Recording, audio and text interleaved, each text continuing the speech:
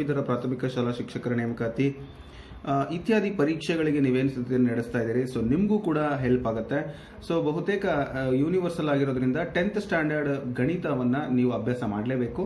ಅದಕ್ಕೆ ಪೂರಕವಾಗಿ ನಾನು ನಿಮಗೆ ಈ ಕೆಲವೊಂದು ಪ್ರಮುಖವಾದಂತಹ ಪ್ರಶ್ನೆಗಳನ್ನು ತಗೊಂಬಂದಿದ್ದೀನಿ. ಒಂದು ಐಡಿಯಾ ಕೊಡ್ತೀನಿ. ಸೊ ಅಲ್ಲಿ ನಂಬರ್ಸ್ ಮಾತ್ರ ಚೇಂಜ್ ಆಗುತ್ತೆ, ಆದರೆ ಪ್ರಶ್ನೆಯ ಸ್ವರೂಪ ಒಂದೇ ಆಗಿರುತ್ತೆ. ಅದನ್ನು ನೀವು ಹೇಗೆ ಆನ್ಸರ್ ಮಾಡಬೇಕು ಅಂತೇಳಿ ನಿಮಗೆ ತಿಳಿಸ್ಕೊಡ್ತಾ ಹೋಗ್ತೀನಿ. ಈಸಿ ಟು ಡಿಫಿಕಲ್ಟ್ ಅಂತೇಳಿ ಅಂದರೆ ಗೊತ್ತಿರೋದ್ರಿಂದ ಗೊತ್ತಿಲ್ಲದೆ ಇರತಕ್ಕಂಥ ಲೆಕ್ಕಗಳನ್ನು ಕಲಿಯೋಣ. ಇಲ್ಲಿ ಕಲಿಯುವಾಗ ಒಂದು ಕಾನ್ಸಂಟ್ರೇಷನ್ ಮಾಡೋಣ. ಏನಪ್ಪ ಅಂತ ಹೇಳಿದ್ರೆ, ನಾವು ಎಷ್ಟೇ ಪರ್ಫೆಕ್ಟ್ ಇದ್ರೂ ಕೂಡ ಪರೀಕ್ಷೆಯಲ್ಲಿ ನಮಗೆ ಆ ಉತ್ತರಗಳು ಕೈ ಕೊಡ್ತವೆ. ಸಾಕಷ್ಟು ಕೈ ಕೊಟ್ಟಿರ್ತಕ್ಕಂಥದ್ದನ್ನು ನಾನು ಗಮನಿಸ್ತೀನಿ. ಆಲ್ರೆಡಿ ನಾನು ಅದನ್ನು ಫೇಸ್ ಮಾಡಿರೋದ್ರಿಂದ ನಾನು ನಿಮಗೆ ಹೇಳ್ತಾ ಇದ್ದೀನಿ. ಸೊ ಆ್ಯಕ್ಚುಲಿ ನಮ್ಮ ಅಭ್ಯಾಸಕ್ಕೆ ತಕ್ಕಂಗೆ ನಮಗೆ ಅಂಕಗಳು ಬರಬೇಕು ಅಂತ ಹೇಳಿದ್ರೆ ಅದಕ್ಕೆ ನಾವು ಸರಿಯಾದ ರಿಪಿಟೇಷನ್ ಬಹಳ ಮುಖ್ಯ. ಸೊ ಹಾಗಾಗಿ ಆ ರಿಪಿಟೇಷನ್ ಮಾಡಬೇಕಂತೇಳಿ ನಿಮಗೆ ಸಣ್ಣ ಕ್ಲೂ ಇದೆ ಇದು. ಸೊ ಯಾವ ಥರ ರಿಪಿಟೇಷನ್ ಇರುತ್ತೆ, ಯಾವ್ಯಾವ ಚಾಪ್ಟರ್ಗಳಿದಾವೆ SSLCಯಲ್ಲಿ, ಅದನ್ನು ಮೊದಲನೇ ಚಾಪ್ಟರಿಂದ ನಾವು ಅಂಕಗಳನ್ನು ಬಿಡಿಸ್ತಾ ಹೋಗೋಣ. ಇಲ್ಲಿ ಮೊದಲಿಗೆ ನಾನು 1 ಅಂಕದ ಪ್ರಶ್ನೆಗಳನ್ನು ತಗೊಂಡಿದ್ದೀನಿ. ಸೊ ನೋಡೋಣ ಯಾವ ರೀತಿಯಾದ ಪ್ರಶ್ನೆಗಳು ಬರ್ಬೋದು ಅಂತ. ಚಾಪ್ಟರ್ ಹೆಸರು, ಸೊ ಪಾಠದ ಹೆಸರು ಬಂದು ಬಹುಪದೋಕ್ತಿಗಳು. ಇಲ್ಲಿ 1 ಅಂಕದ ಪ್ರಶ್ನೆಗಳನ್ನು ನಾನು ನೋಡ್ತಾ ಹೋಗ್ತೀನಿ.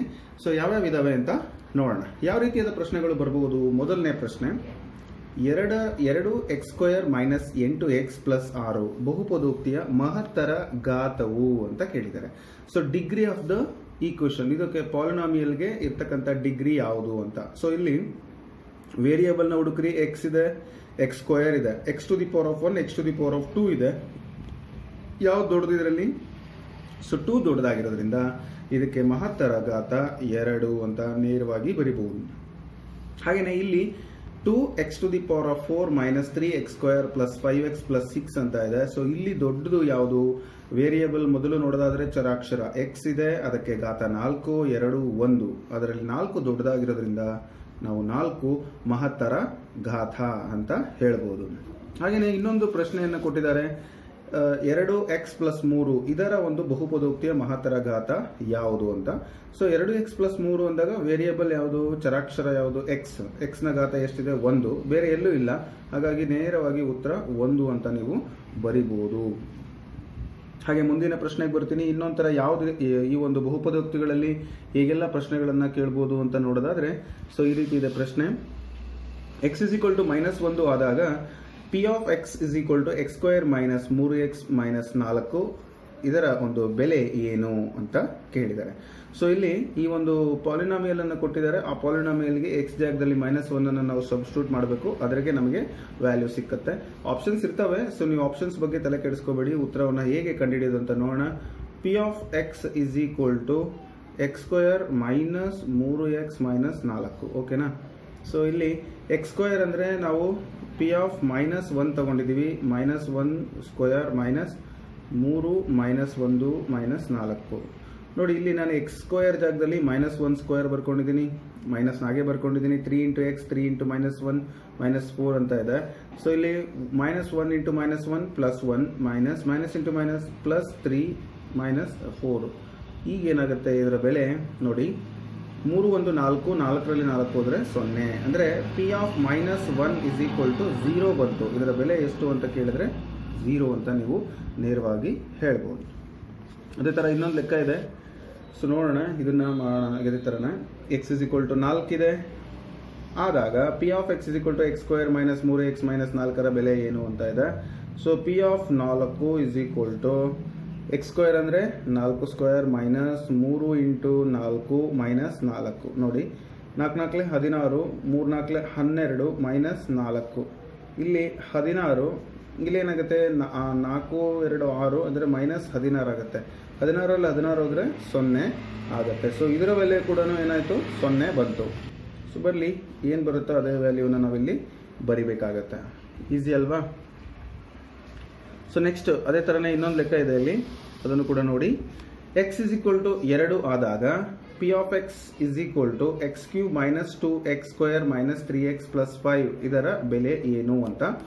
x ಜಾಗದಲ್ಲಿ 2 ಹಾಕಿ, 2ರ ಘಾತ 3 - 2 × 2ರ ಘಾತ 2 - 3 × 2 + 5. 2 2 4, 4 2 8 -2 4, 4 2 8. ಮೈನಸ್ 3 2 6 ಪ್ಲಸ್ 5 ನೋಡಿ 8 ಕ್ಯಾನ್ಸಲ್ ಆಯಿತು. 6ರಲ್ಲಿ 1 5 ಹೋದರೆ 1 ದೊಡ್ಡದಕ್ಕೆ ಮೈನಸ್ ಇರೋದ್ರಿಂದ -1. ಹಾಗಾಗಿ ಉತ್ತರ ಎಷ್ಟು ಬಂತು? -1 ಬರುತ್ತೆ. ಸೊ ಗೊತ್ತಾಯ್ತಲ್ಲ ಹೇಗೆ ಅಂತ. ಇದೇ ಥರನೇ ನಿಮಗೆ ಬೇರೆ ಬೇರೆ ಲೆಕ್ಕಗಳು ಬರುತ್ತೆ, ಅವನ್ನ ನೀವು ಬಹುಪದೋಕ್ತಿಗಳು ಪಾಠದಿಂದ ಸಾಲ್ವ್ ಮಾಡಬೇಕಾಗುತ್ತೆ. ಸೊ ಬಹಳ ಮುಖ್ಯವಾಗಿ ಗಮನಿಸಬೇಕಾಗಿರೋದು ಓನ್ಲಿ ಟೈಮ್, ಅಂದರೆ ಸಮಯನ ಉಳಿಸಬೇಕು ನಾವು. ಆ ಸಮಯದಲ್ಲಿ ಎಲ್ಲ ಸಬ್ಜೆಕ್ಟ್ಗಳನ್ನು ಕೂಡ ಅಟೆಂಡ್ ಮಾಡಬೇಕಾಗುತ್ತೆ. TET ಅವರಿಗೆ, ಇನ್ನು SSLC ವಿದ್ಯಾರ್ಥಿಗಳಿಗೂ ಅಷ್ಟೇ, ನೀವು ಮುಂದಿನ ಲೆಕ್ಕಗಳನ್ನು ಬಿಡಿಸಬೇಕಾದ್ರೆ ವೇಗವಾಗಿ ಅರ್ಥವನ್ನು ಮಾಡ್ಕೋಬೇಕಾಗುತ್ತೆ. ಹಾಗೆ f(x) = 4x² - 12x ಪ್ಲಸ್ 9 ಈ ಬಹುಪದೋಕ್ತಿಯ ಶೂನ್ಯತೆಗಳು ಅಂತ ಕೇಳಿದ್ದಾರೆ. ಅಂದರೆ ಶೂನ್ಯತೆಗಳು ಏನು, ಅದರ ಒಂದು ಮೂಲಗಳು, ಶೂನ್ಯತೆಗಳು ಅಥವಾ ಮೂಲಗಳು ಅಂತ ಕರೀತಾರೆ. ಅದರ ವ್ಯಾಲ್ಯೂಸನ್ನು ಕಂಡುಹಿಡಿಬೇಕು ನೀವು. ಸೊ ಯಾವ ರೀತಿಯಾಗಿ ಕಂಡುಹಿಡಿತೀರಾ ಅದು ನಿಮಗೆ ಬಿಟ್ಟಿದ್ದು. -b ± √b² - 4ac ಅದು /2a ಆ ಸೂತ್ರವನ್ನು ಹಾಕಿ ಆದರೂ ಮಾಡಬಹುದು, ಅಥವಾ ನೇರವಾಗಿ ನೀವು ಈ ಒಂದು ಪದವನ್ನು ಗುಣಿಸಿ ಆದರೂ ಮಾಡಬಹುದು. ಅಂದರೆ 4x² - 12x ಪ್ಲಸ್ 9 ಹೌದಲ್ಲ ಈಕ್ವಲ್ಸ್ 0 ಅಂತ ತಗೊಳ್ಳೋದು. ಇದನ್ನು ಗುಣಿಸೋದು ಇವೆರಡು. 9 4 4 9 36 x² ಆಗುತ್ತೆ. ಇದನ್ನು ನೋಡಿ 6 36 ಮೈನಸ್ ಇಂಟು ಮೈನಸ್ ಪ್ಲಸ್ ಆಗುತ್ತೆ. ಓಕೆನಾ? ಈ ಮೈನಸ್ ಕೂಡಿದ್ರೆ -12 ಆಗುತ್ತೆ. ಇದ್ರ ಬದಲು ನಾನು ಇವನ್ನೆರಡು ಬರಿತೀನಿ. 4x² - 6x - 6x plus 9 = 0. ಇವೆರಡರಲ್ಲಿ 6x common ತೆಗೆದ್ರೆ, ಅಲ್ಲ 2x ಕಾಮನ್ ತೆಗೆದ್ರೆ 2 2 x ಉಳಿತು, ಮೈನಸ್ 2 3 1 x ಉಳಿತು. ಹಾಗೆ ಇದರಲ್ಲಿ 3 ಕಾಮನ್ ತೆಗಿತೀನಿ, -3 ಆಗ 3 2 6 ಮೈನಸ್ 3 3 9. ಸೊ ಇಲ್ಲಿ x ಇಲ್ಲ, ಯಾಕಂದರೆ ಒಂದು ಹೊರಗಡೆ ಹೋಗಿದೆ ಅದು. ಸೊ ಹಾಗಾಗಿ 2x -3 ಒಂದು, ಇನ್ನೊಂದು 2x -3 ಆಯಿತು. ನೋಡಿ ಎರಡು ಕೂಡ ಸೇಮ್ ಬಂತು. That is equal to 0. ನಾವು 2x +3 ಆಗುತ್ತೆ. ಸೊ x ಸೊ ಈಗ ಈ 2ನ ನೀವು ಈ ಕಡೆ ಕಳಿಸಿದ್ರೆ 3/2 ಆಗುತ್ತೆ. So 3/2 is the answer. ಎರಡು ಕೂಡ ಸೇಮ್ ಬರುತ್ತೆ. ಸೊ ಈ 3/2 ಇದು ಆ್ಯಕ್ಚುಲಿ ಪ್ರಿಂಟ್ ಮಿಸ್ಟೇಕ್ ಆಗಿತ್ತು, ನಾನು ಹಾಗೆ ಬರೆದಿದ್ದೆ. ಆಪ್ಷನ್ ಎನಲ್ಲಿ ನಿಮಗೆ ಸಿಗುತ್ತೆ 3/2 ಆ್ಯಂಡ್ 3/2 ಅಂತ. ಅಂದರೆ ನಾವಿಲ್ಲಿ 2x - 3 = 0, 2x +3, x 3/2 ಅಂತ ಬರಿತೀವಿ. ಸೊ ಗೊತ್ತಾಯ್ತಲ್ಲ, ತುಂಬ ಸಿಂಪಲ್ಲು, ಈಸಿ ಲೆಕ್ಕ ಕೂಡ. ಹಾಗೆ ಮುಂದಿನ ಲೆಕ್ಕ ನೋಡೋಣ. ಒಂದು ವರ್ಗ ಬಹುಪದೋಕ್ತಿಯ ಶೂನ್ಯತೆಗಳ ಮೊತ್ತ 0. ನೋಡಿ, ಶೂನ್ಯತೆಗಳ ಮೊತ್ತ ಅಂದರೆ ಅದರ ಮೂಲಗಳ ಮೊತ್ತ 0 ಆಗಿದೆ. ಒಂದು ಶೂನ್ಯತೆಯು 6 ಆದರೆ ಆ ವರ್ಗ ಬಹುಪದೋಕ್ತಿ ಯಾವುದು ಅಂತ ಕೇಳಿದ್ದಾರೆ. ಅಂದರೆ ನೋಡಿ, ಒಂದನ್ನು ನಾವು ಏನಂತ ತಿಳ್ಕೊಳ್ಳೋಣ, ನಿಮಗೆ ಅವೆರಡರ ಮೊತ್ತ ಬಂದು 0 ಆಗಿದೆ ಅಂತೆ, ಒಂದು ಬಂದು 6 ಆಗಿದೆ. ಸೊ ಒಂದು 6 ಅಂದ್ಕೊಳ್ಳೋಣ, ಇನ್ನೊಂದನ್ನ n ಅಂತ ತಿಳ್ಕೊಳ್ಳೋಣ. ಇವೆರಡನ್ನು ಕೂಡ 0 ಬರುತ್ತೆ. ಸೊ n = -6 ಆಗುತ್ತೆ. ಅರ್ಥ ಆಯ್ತಲ್ಲ? ಸೊ ಇವೆರಡನ್ನು ಕೂಡಿದಾಗ 6 - 6 ಕೂಡಿದ್ರೆ 0 ಬರುತ್ತಲ್ವಾ. ಸೊ ಹಾಗಾಗಿ ಎರಡು ಮೂಲಗಳು, ಒಂದು 6 ಇನ್ನೊಂದು -6 ಆಗಿರಲಿ.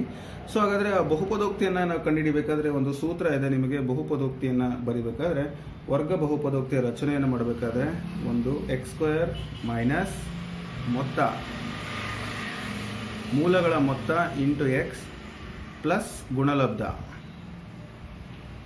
ಯಾವುದ್ರ ಗುಣಲಬ್ಧ? ಮೂಲಗಳ ಗುಣಲಬ್ಧ ಅಂತ. ಸೊ x² ಹಾಗೆ ಬರೀರಿ, ಮೈನಸ್ ಮೊತ್ತ ಏನಿದೆ 0 ಇದೆ ಅಂತೆ, 0 ಗುಣಿಸು x ಪ್ಲಸ್ ಗುಣಲಬ್ಧ ಎಷ್ಟಿದೆ, ಎರಡು ಮೈನಸ್ ಇಂಟು ಮೈನಸ್ 6 ಒಂದಿದೆ, -6 ಒಂದಿದೆ. ಅಂದರೆ x² ಇದು 0 ಆಗುತ್ತೆ, ಬಿಟ್ಟಾಕಿ, -6 36, x² -36 ಅದು ಆಪ್ಷನ್ ಬಿ ನಲ್ಲಿ ಇದೆ, ನೀವು ಗಮನಿಸ್ಬೋದು. ಸೊ ಗೊತ್ತಾಯ್ತಾ ಹೇಗೆ ಅಂತ? ಮೊದಲು ಈ ಸಮೀಕರಣವನ್ನು ಬರೀತಕ್ಕಂಥದ್ದು ಗೊತ್ತಿರಬೇಕು ನಿಮಗೆ. ಬೀಜೋಕ್ತಿಗಳನ್ನು ಅಂದರೆ ಬಹುಪದೋಕ್ತಿಯ ರಚನೆಯನ್ನು ಮಾಡ್ತಕ್ಕಂಥ ಸೂತ್ರ ಇದು. x² ಮೈನಸ್ ಆಫ್ ಅಂದರೆ ಮೂಲಗಳ ಮೊತ್ತ ಇಂಟು x ಪ್ಲಸ್ ಮೂಲಗಳ ಗುಣಲಬ್ಧ. ಸೊ ಈ ರೀತಿಯಾಗಿ ಮಾಡಿದಾಗ ನಿಮಗೆ ಉತ್ತರ ಸಿಗುತ್ತೆ. ಇದೇ ಥರ ನಿಮಗೆ ಯಾವುದೇ ಪ್ರಶ್ನೆ ಕೇಳಿದರೂ ಕೂಡ ನೀವು ಮಾಡಲಿ ಅಂತ ಹೇಳಿಬಿಟ್ಟು ನಾನೊಂದು ಮಾಡೆಲ್ ಲೆಕ್ಕವನ್ನು ತೋರಿಸಿದ್ದೀನಿ. ಸೊ ಇನ್ನೊಂದು ಪ್ರಶ್ನೆ ಬಂತು, ತುಂಬ ಇಂಪಾರ್ಟೆಂಟು. ಈ ಪ್ರಶ್ನೆ ನಾನು GPSTR ಮೊದಲನೇ ಸರಿ ಅಟೆಂಡ್ ಮಾಡಿದಾಗ ನನಗಿದು ಬಂದಿತ್ತು, ನಾನು ಉತ್ತರ ಹಾಕಿದ್ದೆ ಈಸಿಯಾಗಿ. ಯಾಕೆ ಅಂದರೆ ನಾನು ಇದೇ ಥರ ಅಭ್ಯಾಸವನ್ನು ಮಾಡಿದ್ದೆ. ನೋಡಿ ಇದೇ ಪ್ರಶ್ನೆ ಪತ್ರಿಕೆ ಇದೇ ಪ್ರಶ್ನೆನೇ ಇದೆ ಅಲ್ಲಿ, ನೀವು ಗಮನಿಸ್ಬೋದು. ಆ ಕ್ವಶನ್ ಪೇಪರ್ ತೆಗೆದು ನೋಡಿದ್ರೆ ನಿಮ್ಗೆ ಗೊತ್ತಾಗುತ್ತೆ.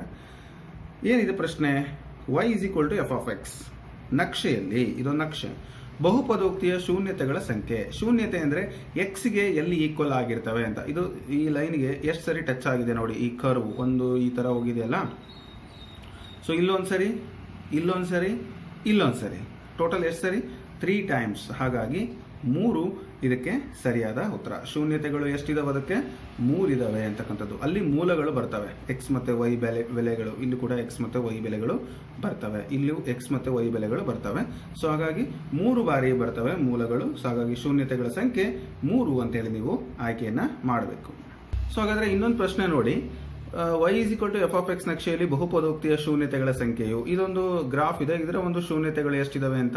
ಇಲ್ಲಿ ಎಕ್ಸ್ ಆಕ್ಸಿಸ್ ನ ಎಲ್ಲೂ ಟಚ್ ಮಾಡಿಲ್ಲ, ಅವು ಒಂದ್ ಸರಿನೂ ಟಚ್ ಮಾಡಿಲ್ಲ ಅಂದ್ರೆ 0 ಟೈಮ್ಸ್ ಅಂತ ನಾವು ಹೇಳ್ಬೋದು ನೇರವಾಗಿ. ಹಾಗಾಗಿ 0 ಮೂಲಗಳನ್ನ ಹೊಂದಿದೆ ಅಂತ ಹೇಳಿ ನೀವು ಹೇಳ್ಬೋದು. ಸೊ ಗೊತ್ತಾಯ್ತಲ್ಲ, ಇಷ್ಟು ಈಸಿ ಇರುತ್ತೆ, ಬಟ್ ಅರ್ಥ ಮಾಡ್ಕೊಳ್ಳೋದ್ರ ಮೇಲೆ ಅದು ಡಿಪೆಂಡ್ ಆಗಿರುತ್ತೆ. ಸೊ ಇದಿಷ್ಟು ಬಹುಪದೋಕ್ತಿಗಳ ಮೇಲೆ 1 ಅಂಕದ ಪ್ರಶ್ನೆಗಳನ್ನು ನಿಮಗೆ ಕೇಳುವ ಸಾಧ್ಯತೆ ಇದೆ.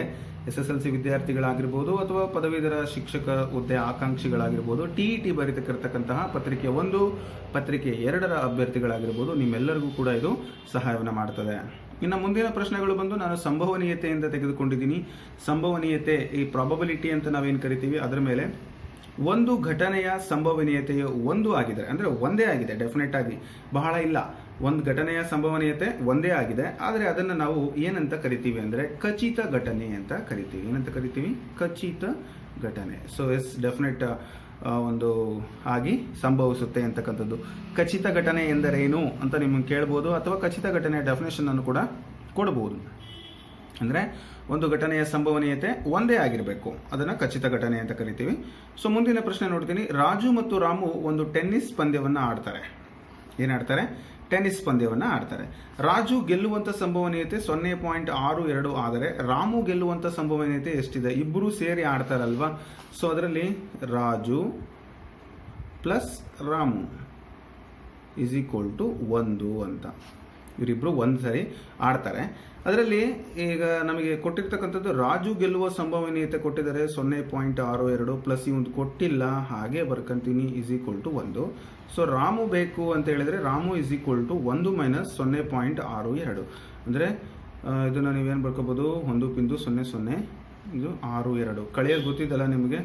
ಸೊ ಇಲ್ಲಿ ನೋಡಿ, 10ರಲ್ಲಿ 2 ಹೋದ್ರೆ 8, ಇನ್ನು ಇಲ್ಲಿ 9 ಉಳಿತು, 9ರಲ್ಲಿ 6 ಹೋದ್ರೆ 3. ಸೊ 0.38. ಏನಿದು? ಯಾರ ಸಂಭವನೀಯತೆ? ರಾಮುವಿನ ಗೆಲ್ಲುವ ಸಂಭವನೀಯತೆ. ಅಂದರೆ 1ರಲ್ಲಿ ನೀವು ಕಳೆದು ಬಿಟ್ರೆ ನಿಮಗೆ ಉತ್ತರ ಈಸಿಯಾಗಿ ಸಿಕ್ಕತ್ತೆ. ಸೊ ಎಷ್ಟು ಸಿಂಪಲ್ ಆಗಿ ನೀವು ಮಾಡ್ಬೋದು ನೋಡಿ ಲೆಕ್ಕವನ್ನ.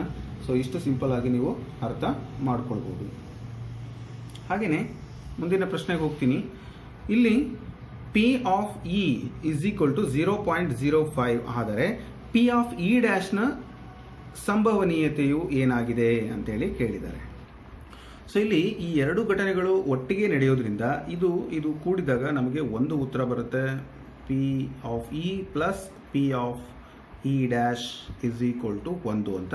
ಅದರಲ್ಲಿ ಒಂದು ವ್ಯಾಲ್ಯೂವನ್ನು ಕೊಟ್ಟಿದ್ದಾರೆ, ಸೊ ನೀವು ಬರ್ಕೊಳ್ಳಿ, ಪ್ಲಸ್ P of E' ಅಂತ. ಇದನ್ನು ನೀವು ಕಂಡುಹಿಡಿಬೇಕಾದ್ರೆ so P of E' = 1 minus 0.05 ಆಗುತ್ತೆ.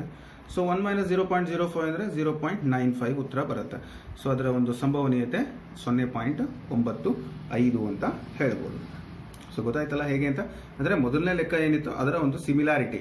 ಸೊ ಈ ಥರದ ಲೆಕ್ಕಗಳನ್ನು ನೀವು ಸರಿಯಾಗಿ ಸಾಲ್ವ್ ಮಾಡಿರಲ್ಲ ಅನ್ನೋ ಕಾರಣಕ್ಕೆ ನಾನು ನಿಮಗೊಂದಷ್ಟು ಪರಿಚಯವನ್ನು ಮಾಡಿಕೊಡ್ತಾ ಇದ್ದೀನಿ. ಹಾಗೆಯೇ ಒಂದು ನಾಣ್ಯವನ್ನು ಚಿಮ್ಮಿದಾಗ ಶಿರವು ಮೇಲೆ ಬರುವಂಥ ಸಂಭವನೀಯತೆ ಎಷ್ಟು ಅಂತ ಕೇಳಿದರೆ, ಹೆಡ್ ಮತ್ತು ಟೈಲ್. ಈಗ ನೀವು ಒಂದು ನಾಣ್ಯವನ್ನು ಚಿಮ್ತೀರಿ. ಸೊ ಆ ನಾಣ್ಯವನ್ನು ಚಿಮ್ಮಿದಾಗ ಏನಾಗುತ್ತಪ್ಪ ಅಂತ ಹೇಳಿದ್ರೆ ನಿಮಗೆ ಒಂದು ಆಪ್ಷನ್ಸ್ ಬರುತ್ತೆ, ಏನೇನು ಬೀಳ್ಬೋದು. ಫಾರ್ ಎಕ್ಸಾಂಪಲ್ ಹೆಡ್ ಬರ್ಬೋದು ಅಥವಾ ಟೈಲ್ ಬರ್ಬೋದು. ಅಂದರೆ ನಿಮಗೆ ಎಷ್ಟು ಟೋಟಲ್ 2 ಪಾಸಿಬಿಲಿಟೀಸ್ ಇದೆ, ಹೌದಲ್ವಾ? 2ರಲ್ಲಿ 1, ಎಷ್ಟರಲ್ಲಿ? 2ರಲ್ಲಿ 1. ಅಂದರೆ ಒಟ್ಟು ಘಟನೆಗಳು ಬರ್ತಕ್ಕಂಥದ್ದು 2, ಅದರಲ್ಲಿ ಹೆಡ್ ಬೇಕು ಅಂದಾಗ 1 ಚಾನ್ಸ್ ಇದೆ. ಅಂದರೆ ಸಂಭವನೀಯತೆ ಎಷ್ಟಾಗುತ್ತೆ? 2ನೇ 1 ಆಗುತ್ತೆ. ಅಂದರೆ ಒಂದು ನಾಣ್ಯವನ್ನು ಚಿಮ್ಮಿದಾಗ ಶಿರವು ಮೇಲೆ ಬರುವಂಥ ಸಂಭವನೀಯತೆ 2ನೇ 1 ಅಂತ ಹೇಳ್ಬೋದು. 1/2 ಅಂತ ಹೇಳ್ಬೋದು.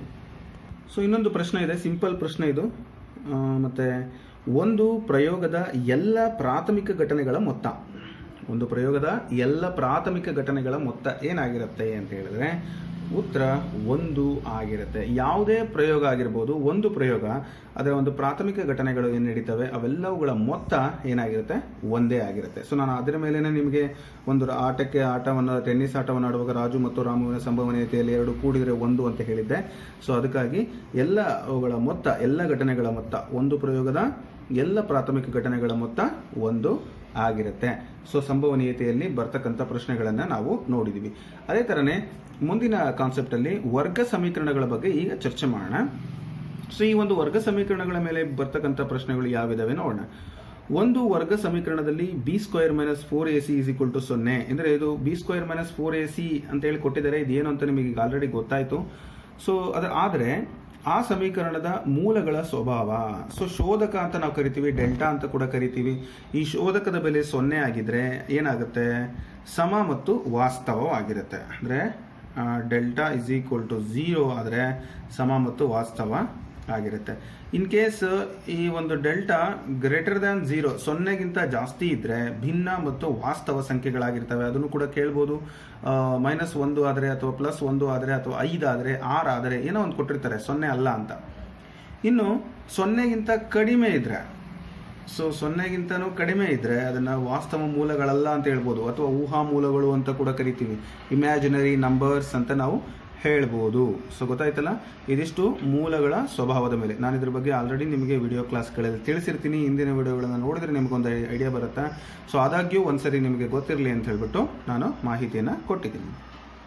ಸೊ ಅಕಸ್ಮಾತ್ ಮೂಲಗಳ ಸ್ವರೂಪ ಹೇಳಿ ಎಂದಾಗ ನೀವು ಈ ಸೂತ್ರ ಹಾಕೋಬೇಕು. b² - 4ac = 0 ಅಂತ ಹಾಕಿ b ವ್ಯಾಲ್ಯೂ ಮತ್ತು a ವ್ಯಾಲ್ಯೂ c ವ್ಯಾಲ್ಯೂನ ಸಬ್ಸ್ಟಿಟ್ಯೂಟ್ ಮಾಡಿ ಕಂಡುಹಿಡಿದ್ರೆ ನಿಮಗೆ ಉತ್ತರ ಸಿಕ್ಕತ್ತೆ, ಈಸಿಯಾಗಿ ಬರುತ್ತೆ. ಗೊತ್ತಾಯ್ತಲ್ಲ. ಸೊ ಮುಂದಿನ ಲೆಕ್ಕಕ್ಕೆ ಹೋಗ್ತೀನಿ. ಸೊ ಪ್ರಶ್ನೆ, px² + qx - r = 0 ಈ ವರ್ಗ ಸಮೀಕರಣದ ಶೋಧಕವು ಅಂತ ಕೇಳಿದ್ದಾರೆ. ಸೊ ಶೋಧಕ ಅಂತ ನಾನು ಆಗಲೇ ಹೇಳಿದೆ ನಿಮಗೆ. ಏನು ಶೋಧಕ ಅಂದರೆ, ಸೊ ಇಲ್ಲಿ ಇವಾಗಿನ ನೋಡಿದ್ವಿ ಈ b² - 4ac ಅಂತ. ಸೊ ಇಲ್ಲಿ ಬರ್ಕೊಳ್ಳಿ, ಈ ಸಮೀಕರಣದಲ್ಲಿ a ವ್ಯಾಲ್ಯೂ ಏನಾಗುತ್ತೆ, p ಆಗುತ್ತೆ, b ವ್ಯಾಲ್ಯೂ q ಆಗುತ್ತೆ, ಹೌದಲ್ಲ. ax² + bx + c = 0 ಆ ಥರ ಬರ್ಕೊಂಡಾಗ ನಾನು ಜಾಗ ಕಡಿಮೆ ಬಿಟ್ಟಿರೋದ್ರಿಂದ ನಿಮಗೆ ನೇರವಾಗಿ ಹೇಳ್ತಾ ಇದ್ದೀನಿ. ಇನ್ನು c = -r ಆಗುತ್ತೆ, ಹೌದಲ್ವಾ. ಸೊ ಈಗ ಇವೆರಡು ವ್ಯಾಲ್ಯೂ ಗೊತ್ತಾಯ್ತು. ಶೋಧಕ ಏನು ಹೇಳುತ್ತೆ, ಶೋಧಕ b² - 4ac. b² ಅಂದರೆ ಏನು, q². ನೀವು ಹೇಳಬೇಕು ನನ್ನ ಜೊತೆಗೆ. -4 × a ಅಂದರೆ p, c ಅಂದರೆ -r ಅಂದರೆ q² -4pr ಆಗುತ್ತೆ. ಸೊ ಅಂದರೆ ಇದು ನೋಡಿರ್ಬೋದು, ಇದನ್ನೇ ಶೋಧಕ ಅಂತ ನಾವು ಕರಿತೀವಿ. ಈ ಶೋಧಕ ಆಯ್ಕೆ 1ರಲ್ಲೇ ಇದೆ, ಅದು ಸರಿಯಾದ ಉತ್ತರ ಆಗುತ್ತೆ. ಸೊ ಅದೇ ಥರನೇ ಮತ್ತೊಂದು ಲೆಕ್ಕವನ್ನು ನೋಡೋಣ. x² + 7x - 12 = 0 ಇದೊಂದು ಸಮೀಕರಣ. ಈ ವರ್ಗ ಸಮೀಕರಣದ ಮೂಲಗಳು ಅಂತ ಕೊಟ್ಟಿದ್ದಾರೆ. ಸೊ ನೀವು ಯಾವುದೇ ಮೆಥಡನ್ನು ಹಾಕಿ ಮಾಡ್ಬೋದು. ನಾನು ಆಗಲೇ ಹೇಳ್ದಂಗೆ ಮೂಲಗಳನ್ನು ನೀವು ಕಂಡುಹಿಡೀರಿ. ಸೊ ಹೇಗೆ ಕಂಡುಹಿಡಿತೀರಾ ಅದು ನಿಮಗೆ ಬಿಟ್ಟಿದ್ದು. ಸೊ ನಾನೊಂದು ವಿಧಾನವನ್ನು ತೋರಿಸಿ ನಿಮಗೆ ಹೇಳ್ಕೊಡ್ತೀನಿ. ಸೊ ಈ ಮೂಲಗಳನ್ನು ಕಂಡುಹಿಡಿಬೇಕಾದ್ರೆ x² + 7x + 12 = 0 ಇವೆರಡನ್ನ ಗುಣಿಸ್ತೀನಿ. ಆವಾಗ ಅದು 12x² ಆಯಿತು. ಅದಕ್ಕೆ ಏನಾಯಿತು, 12x² ಅಂದರೆ ನೋಡಿ 6 2 12 ಅಂತ ಬರೆದ್ರೆ 6ರಲ್ಲಿ 2 ಕಳೆದ್ರೆ 4 ಬರುತ್ತೆ, 6 2 ಕೂಡಿದ್ರೆ 8 ಬರುತ್ತೆ. ಬಟ್ ನನಗೆ 7 ಬರಬೇಕು. ಹಾಗಾಗಿ ನಾನೇನು ಮಾಡ್ತೀನಿ, 4 3 12 ಅಂತ ಬರ್ಕೊಳ್ತೀನಿ. ಓಕೆನಾ. ಸೊ 4 3 ಕೂಡಿದರೆ 7 ಆಗುತ್ತೆ. ಅದಕ್ಕಾಗಿ x² + 4x + 3x + 12 = 0. ನೋಡಿ ಇವೆರಡರಲ್ಲಿ ನಾನೇನು ಮಾಡ್ತಾ ಇದ್ದೀನಿ, x ಕಾಮನ್ ತೆಗಿತೀನಿ, x + 4 ಉಳಿತು, ಪ್ಲಸ್ 3 ಕಾಮನ್ ತೆಗೆದ್ರೆ x + 4 ಉಳಿತು = 0. ಮತ್ತೊಂದು ಸರಿ x + 4 ಆಗೆ ಬರೋದು, x + 3 = 0. x + 4 = 0, x + 3 = 0, x -3, ಇಲ್ಲಿ x = -4 ನೋಡಿ ಏನಾಯಿತು, -4 -3 ಬಂತು. ಯಾಕಂದರೆ ಆಚೆ ಕಡೆ ಕಳಿಸಿದಾಗ ಅವೆರಡು ವ್ಯಾಲ್ಯೂ ಎಲ್ಲವೂ ನೆಗೆಟಿವ್ ಆದವು. ಸೊ ಈ ಆಪ್ಷನ್ ಎಲ್ಲಿದೆ, ಡಿನಲ್ಲಿದೆ. ಸೊ ಅದೇ ಸರಿಯಾದ ಉತ್ತರ ಆಗುತ್ತೆ. ಸೊ ನೀವು ಯಾವುದೇ ಮೆಥಡಲ್ಲಿ ನಿಮಗೆ ಬೇಕಾಗಿರೋ ಮೆಥಡನ್ನು ಯೂಸ್ ಮಾಡ್ಬೋದು. ಇನ್ನೊಂದಿದೆ x = -b ± (b² - 4ac/2a) ಅಂತ. ಸೊ ಇದಕ್ಕೂ ಕೂಡ ನೀವು ಅಪ್ಲೈ ಮಾಡಿದರೆ ನಿಮ್ಗೆ ಉತ್ತರ ಸಿಕ್ಕುತ್ತೆ. ಅದರಲ್ಲೂ ಕೂಡ ನೀವು ಪ್ರಾಕ್ಟೀಸ್ ಮಾಡಿ ನೋಡ್ಬೋದು. ಓಕೆನಾ? ಸೊ ಮುಂದಿನ ಲೆಕ್ಕ ಇದೆ ಈ ಥರ. ಒಂದು ವರ್ಗ ಸಮೀಕರಣದ ಶೋಧಕ 0 ಆದರೆ kx × x - 2 + 6 = 0 ಆದರೆ k ನ ಬೆಲೆ ಏನು ಅಂತ ಕೇಳಿದ್ದಾರೆ. ಸೊ ಇದೊಂದು ಈಕ್ವೇಷನ್ ಕೊಟ್ಟಿದ್ದಾರೆ, ಇದನ್ನ ನಾವು ಬರ್ಕೊಳ್ಳೋಣ. ಶೋಧಕ 0 ಅಂತ ಕೊಟ್ಬಿಟ್ಟಿದ್ದಾರೆ, ಅದಕ್ಕೆ ವ್ಯಾಲ್ಯೂವನ್ನು ಕಂಡುಹಿಡಿಯಿರಿ. ಮೊದಲು k × x (x² - 2kx) ಆಗುತ್ತೆ, +6 = 0. ಹೌದಾ? ಸೊ ಇದಿಷ್ಟು ಬಂತು, ಒಂದು ಈಕ್ವೇಷನ್ ಬಂತು. a ವ್ಯಾಲ್ಯೂ ಏನಾಗುತ್ತೆ, k ಆಗುತ್ತೆ. b ವ್ಯಾಲ್ಯೂ 2k ಆಗುತ್ತೆ. c ವ್ಯಾಲ್ಯೂ 6 ಆಗುತ್ತೆ. ನೋಡಿ, a value, b value, c value ಅಂತು. ನಮಗೀಗ ಶೋಧಕ ಬೇಕು. ಶೋಧಕ ಅಂದ್ರೇನು ಬರ್ಕೊಳ್ಳಿ. ಶೋಧಕ ಏನದು, b² - 4ac ಅಲ್ವಾ? ಶೋಧಕ ಅಂದ್ರೇನು, b² - 4ac. b² ಅಂದರೆ -2k² - 4a ಅಂದರೆ k, c ಅಂದರೆ 6. ನೋಡಿ ಈಗ ಏನಾಗುತ್ತಿದ್ದು, 2k ಇದನ್ನು ಮಾಡಿ, 2 2 4 ಪ್ಲಸ್ ಆಗುತ್ತೆ k² - 6 24k. ಇದರ ಬೆಲೆ ಏನಾಗಿತ್ತಂತೆ, 0 ಆಗಿದೆ ಅಂತ ಹೇಳಿದ್ರು ಅವರು. ಸೊ ಬರ್ಕೊಳ್ಳೋಣ, that is equal to 0, equate to 0 ಆಗುತ್ತೆ. ಸೊ ಇದನ್ನು ನಾನು ಇದರಲ್ಲಿ ಇವೆರಡರಲ್ಲೂ ಕೂಡ 4k ಅನ್ನು ಕಾಮನ್ ತೆಗಿತಾ ಇದ್ದೀನಿ. ಅಲ್ಲಿಗೆ 1k ಮಾತ್ರ ಇಲ್ಲಿ ಉಳಿಯಿತು. -4 6 24, 6 ಮಾತ್ರ ಉಳಿಯಿತು, = 0. ಸೊ 4k = 0, k - 6 = 0, k = 6 ಆಗುತ್ತೆ ಇಲ್ಲಿ. ಸೊ ಇಲ್ಲಿ k = 0/4 ಅಂದರೆ 0ನೇ ಆಗುತ್ತೆ. ಸೊ ನಾವಿಲ್ಲಿ k ವ್ಯಾಲ್ಯೂನ 0 ಹಾಕಿದರೆ ಈ ಈಕ್ವೇಷನ್ ಸಾಲ್ವ್ ಆಗಲ್ಲ, ಯಾಕಂದರೆ 0 ಆಗಿಬಿಡುತ್ತೆ, +6 ಮಾತ್ರ ಬರುತ್ತೆ. ಸೊ ಹಾಗಾಗಿ ಇದನ್ನು ನೆಗ್ಲೆಕ್ಟ್ ಮಾಡಿ, ಇನ್ನು 6 ಮಾತ್ರ ಇದೆ, ಅದನ್ನು ನೀವು ತಗೊಳ್ಬೇಕು. So 6 is the answer for this question. ಗೊತ್ತಾಯ್ತಾ? ಮೊದಲು ನಾನು ಏನು ಮಾಡಿದೆ, ನಂತರ ಏನಾಯಿತು ಅಂತ ಹೇಳ್ಬಿಟ್ಟು ನೀವು ಯೋಚನೆ ಮಾಡಬೇಕಾಗುತ್ತೆ. ಒಂದು ವರ್ಗ ಸಮೀಕರಣದ ಶೋಧಕ 0 ಆದರೆ ಅಲ್ಲಿ ಕೊಟ್ಟಿರ್ತಕ್ಕಂಥ ಈ ಕ್ವಶನಲ್ಲಿ k ನ ಬೆಲೆಯನ್ನು ಕಂಡುಹಿಡಿಯಿರಿ ಅಂತ ಕೊಟ್ಟಿದ್ದಾರೆ. ಸೊ ನಾನು k ನ ಬೆಲೆಯನ್ನು ಕಂಡುಹಿಡಿದೀನಿ, ಯಾವ ಥರ ಅಂತ ನೀವು ಅರ್ಥ ಮಾಡ್ಕೊಳ್ಬೋದು. ಸೊ ನೆಕ್ಸ್ಟ್ ಕ್ವಶನ್ನು ಒಂದು ತುಂಬ ಸಿಂಪಲ್, ಇದು 1 ಅಂಕದ ಪ್ರಶ್ನೆ. 800 cm² ವಿಸ್ತೀರ್ಣವಿರುವ ಆಯತಾಕಾರದ ಉದ್ಯಾನವೊಂದರ ಉದ್ದವು ಅದರ 2ರಷ್ಟಿದೆ. ಪ್ರಶ್ನೆ, ಆಯತಾಕಾರ ಉದ್ಯಾನವೊಂದರ ಉದ್ದವು ಅದರ ಅಗಲದ 2ರಷ್ಟಿದೆ ಅಂತ ಇರಬೇಕಿತ್ತು. ಇದು ಕ್ವಶನ್ ನಾನು ಸ್ವಲ್ಪ ಮಿಸ್ಟೇಕ್ ಮಾಡಿದ್ದೀನಿ. ನಾನು ಅಗಲದ 2ರಷ್ಟಿದೆ. ಓಕೆನಾ? ಅಗಲನ ನಾನು ಏನು ಅಂದ್ಕೊಳ್ತೀನಿ, x ಅಂತ ತಗೊಳ್ತೀನಿ. ಸಮೀಕರಣ ರೂಪದಲ್ಲಿ ಬರೀರಿ ಅಂತ ಅಷ್ಟೇ ಕ್ವಶನ್ ಇರೋದಿದು. ಅಗಲವನ್ನು ಅಗಲ x ಆದರೆ ಉದ್ದ ಏನಾಗುತ್ತೆ, 2x ಆಗುತ್ತೆ, 2ರಷ್ಟು ಆಗುತ್ತೆ. ಹಾಗಾದರೆ ವಿಸ್ತೀರ್ಣ ಹೇಳ್ಬೇಕಂದ್ರೆ x ಉದ್ದ ಇಂಟು ಅಗಲ, x × 2x = 800. ಸೊ ಇವೆಲ್ಲ ಮಲ್ಟಿಪ್ಲೈ ಮಾಡಿ, ಹಾಗೇನಾಗುತ್ತೆ, 2x² = 800 ಆಗುತ್ತೆ. ಸೊ ಇದು ಆ ಒಂದು ಈಕ್ವೇಷನ್. ಅಥವಾ ನೀವು ಈ ಕಡೆ ಶಿಫ್ಟ್ ಮಾಡ್ಕೊಳ್ಳಿ, 2x² - 800 = 0. ಇದು ಕೂಡ ಆಗ್ಬೋದು. ನಿಮ್ಗೆ ಯಾವುದು ಆಪ್ಷನ್ಸಲ್ಲಿ ಇರುತ್ತೋ ಅದು ಸರಿಯಾದ ಉತ್ತರ ಆಗುತ್ತೆ. ಗೊತ್ತಾಯ್ತಲ್ಲ? ತುಂಬ ಸಿಂಪಲ್ ಆಗಿ ಈ ಥರದ ಒಂದು ಪ್ರಶ್ನೆಯನ್ನು ನಿಮಗೆ ಪರೀಕ್ಷೆಯಲ್ಲಿ ಕೊಡ್ತಾರೆ, ಅದನ್ನು ನೀವು ಆಯ್ಕೆ ಮಾಡ್ಕೊಳ್ಬೇಕಾಗತ್ತೆ, ಯಾವ ಉತ್ತರ ಸರಿ ಅಂತ ಹೇಳ್ಬಿಟ್ಟು. ಹಾಗೆ ಮುಂದಿನ ಲೆಕ್ಕಕ್ಕೆ ಹೋಗ್ತೀನಿ. ಇದು ನಾನು ಇವಾಗ ಚರ್ಚೆ ಮಾಡ್ತಕ್ಕಂಥ 21ನೇ ಲೆಕ್ಕ ಆಗಿದೆ. 2x² - 3x + 5 = 0 ಈ ವರ್ಗ ಸಮೀಕರಣದ ಶೋಧಕ ಅಂತ ಕೇಳಿದ್ದಾರೆ. ಮತ್ತೊಂದು ಸರಿ ಶೋಧಕವನ್ನು ಕೇಳಿದ್ದಾರೆ ಅಂತ ನೀವು ಬೇಜಾರು ಮಾಡ್ಕೋಬೇಡಿ.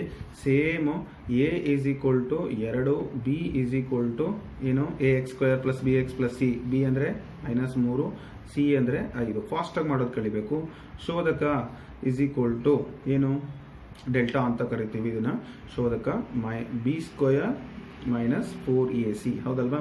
b² ಅಂದರೆ -3²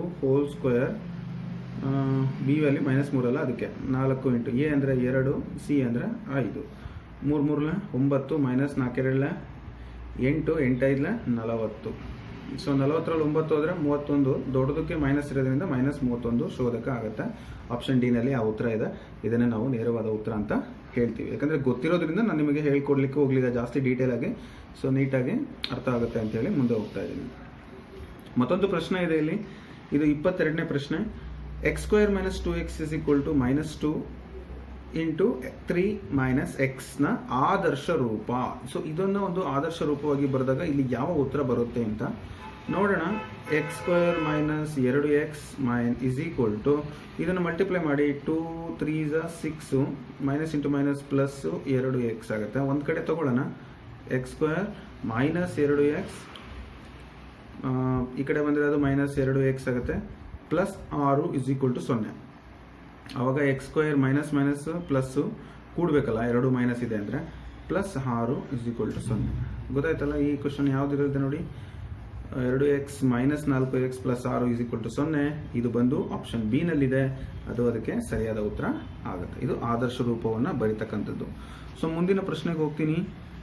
2 ಕ್ರಮಾನುಗತ ಬೆಸ ಸಂಖ್ಯೆಗಳ ವರ್ಗಗಳ ಮೊತ್ತವು 290. ಇದನ್ನ ಸಮೀಕರಣ ರೂಪದಲ್ಲಿ ಬರೆದಾಗ ಅಂತ ಕೇಳಿದ್ದಾರೆ. ಸೊ ಇಲ್ಲಿ ಆಪ್ಷನ್ಸ್ ಇದೆ ಈ ತರ. x², ಇದು ಆಪ್ಷನ್ಸ್ ಏನಾದರೂ ಇರಲಿ, ನೀವು ಮೊದಲು ಏನ್ ಮಾಡಬೇಕು, 2 ಕ್ರಮಾನುಗತ ಬೆಸ ಸಂಖ್ಯೆಗಳ ವರ್ಗಗಳ ಮೊತ್ತ ಅಂತ ಇದೆ. ಕ್ರಮಾನುಗತ ಬೆಸ ಸಂಖ್ಯೆಗಳು ಅಂತ ನೀವು ಬರೆಯುವಾಗ ಸಾಕಷ್ಟು ಬಾರಿ ತಪ್ಪು ಮಾಡ್ತೀವಿ. ಬೆಸ ಕೇಳಿದ್ರೆ ಸಮ ಸಂಖ್ಯೆಗಳನ್ನ ಕೂಡಬೇಕು, ಸಮ ಕೇಳಿದ್ರೆ ಬೆಸ ಸಂಖ್ಯೆಗಳನ್ನ ಕೂಡಬೇಕು. ನಾನು ಇವಾಗಲೂ ನಿಮಗೆ ಹೇಳ್ತಿರ್ತೀನಿ ಉಲ್ಟಾ ಉಲ್ಟಾ ಉಲ್ಟಾ. ಸೊ ಅದ್ರ ಮೇಲೆ ನೀವು ಕ್ಲೂ ಹೇಳ್ತಿದ್ದೀನಿ, ಇದು ಅರ್ಥ ಮಾಡ್ಕೊಳ್ಳಿ. ಒಂದು ಸಂಖ್ಯೆ x ಆಗಿದ್ರೆ ಅದನ್ನ ಇನ್ನೊಂದು ಸಂಖ್ಯೆ ಬೇಕಂದ್ರೆ ಕ್ರಮಾನುಗತ ಬೆಸ ಸಂಖ್ಯೆ x+2 ನೋಡಿ. x+1 ಬರಲ್ಲ. ಇಲ್ಲಿ x² x - 1 ಇದೆ, ಇದು ಬರೋದಿಲ್ಲ. ಸೊ ಇಲ್ಲಿ x² ಇದೆ, x+2 ಇದೆ ನೋಡಿ, ಇದು ಬರುತ್ತೆ. ಇದು ಅವುಗಳ ಮೊತ್ತ, ವರ್ಗಗಳ ಮೊತ್ತ ಅಂತ ಕೇಳಿದ್ರಿಂದ x² + x+2 ಹೋಲ್ ಸ್ಕ್ವೇರ್ ಅದು ಬೆಸ ಸಂಖ್ಯೆಗಳಾಗ್ತವೆ. ಮೊತ್ತ ಏನಾಗಿರುತ್ತೆ, 290 ಆಗಿರುತ್ತೆ. ಸೊ ಹಾಗಾಗಿ ಆಯ್ಕೆ 3 ಇದಕ್ಕೆ ಸರಿಯಾದ ಉತ್ತರ ಆಗುತ್ತೆ. ಗೊತ್ತಾಯ್ತಲ್ಲ ಹೇಗೆ ಅಂತ. ಸೊ ಇದನ್ನು ನೀವು ಬರೆಯೋದನ್ನ ಪ್ರಾಕ್ಟೀಸ್ ಮಾಡಬೇಕು. ಇದ್ರ ಮೇಲೆ ಕೂಡ ಸಾಕಷ್ಟು ಲೆಕ್ಕಗಳು ನಿಮಗೆ ಪರೀಕ್ಷೆಯಲ್ಲಿ ಬರ್ತವೆ. ಇದಿಷ್ಟು ಯಾವುದು ವರ್ಗ ಸಮೀಕರಣಗಳಿಗೆ ಸಂಬಂಧಪಟ್ಟಂತಹ ಲೆಕ್ಕಗಳನ್ನು ನಿಮಗೆ ಒಂದು ಐಡಿಯಾ ಕೊಟ್ಟಿದ್ದೀನಿ. ಇನ್ನು ಮುಂದೆ ಸಮಾಂತರ ಶ್ರೇಣಿಗಳ ಬಗ್ಗೆ ಡಿಸ್ಕಷನ್ ಮಾಡೋಣ. ಸೊ ಈ ಒಂದು ಸಮಾನಾಂತರ ಶ್ರೇಣಿಗಳು ಯಾವ ರೀತಿ ಇದಾವೆ ಅಂತ ನೋಡೋಣ. ಪ್ರಶ್ನೆಗಳು ಈಸಿ ಇದಾವೆ, ಕೆಲವೊಂದು ಡಿಫಿಕಲ್ಟ್ ಅನಿಸುತ್ತೆ. ಅದನ್ನ ಈಸಿ ಇಂದ ಡಿಫಿಕಲ್ಟ್ಗೆ ಹೋಗೋಣ ನಾವು. an = 3n - 2 ಆದರೆ a4 ನ ಬೆಲೆ ಕಂಡುಹಿಡಿಯಿರಿ ಅಂತ ಇದೆ. ಸೊ an ಬೆಲೆ ಕೊಟ್ಟಿದ್ದಾರೆ. ಇನ್ನು n ಜಾಗದಲ್ಲಿ 4 ಹಾಕಿದರೆ ನಿಮ್ಗೆ ಉತ್ತರ ಸಿಗುತ್ತೆ. a4 = 3 × 4 - 2 3 4 12 -2 10 ಉತ್ತರ ಬಂತು. ಅದು ಬಂದು ಆಪ್ಷನ್ ಸಿ ನಲ್ಲಿ ಇದೆ. ಓಕೆ, ಅದೇ ಥರನೇ ಇನ್ನೊಂದು ಲೆಕ್ಕ ಇದೆ. a3 ಅನ್ನು ಕಂಡುಹಿಡಿಬೇಕು. a3 = 2n² - 2 ಅಂತ ಇದೆ. 2 n ಜಾಗದಲ್ಲಿ 3 ಹಾಕಿ ಸ್ಕ್ವೇರ್ -2, ಅವಾಗ 2 3 3 9 -2 9 18ರಲ್ಲಿ 2 ಹೋದರೆ 16. ಆಯ್ಕೆ ಡಿ ನಲ್ಲಿ ಆ ಉತ್ತರ ಇದೆ. ಸೊ ಗೊತ್ತಾಯ್ತಲ್ಲ ಎಷ್ಟು ಈಸಿಯಾಗಿ ನೀವು ಲೆಕ್ಕವನ್ನು ಸಾಲ್ವ್ ಮಾಡಬಹುದು. ಹಾಗೆ ಮುಂದಿನ ಲೆಕ್ಕ 3 1 -1 3 ಸಮಾಂತರ ಶ್ರೇಣಿಯ ಸಾಮಾನ್ಯ ವ್ಯತ್ಯಾಸ ಏನಾಗಿದೆ ಅಂತ ಕೇಳಿದರೆ. ಸೊ ಸಮಾಂತರ ಶ್ರೇಣಿಯ ಸಾಮಾನ್ಯ ವ್ಯತ್ಯಾಸವನ್ನು ಕಂಡುಹಿಡಿಯಬೇಕಾದ್ರೆ ಏನು ಮಾಡಬೇಕು, a to d difference a2 - a1 ಅಂತ. a2 ಏನಾಗಿದೆ, ಇದು a1 a2 a3 a4 ಅಲ್ವಾ. ಇಲ್ಲಿ ಬರ್ಕೊಳ್ಳೋಣ ಸಣ್ಣಕ್ಕೆ, ಬೇಡ ಗೊತ್ತಾಗುತ್ತೆ ನಿಮಗೆ. a2 ಅಂದರೆ 1 ಮೈನಸ್ a1 ಅಂದರೆ 3, 1ರಲ್ಲಿ 3 ಹೋದರೆ -2 ಉತ್ತರ ಬಂತು. ಸೊ ಅದು ಡಿ ಅಂದರೆ ಡಿಫರೆನ್ಸ್, ಸಾಮಾನ್ಯ ವ್ಯತ್ಯಾಸ.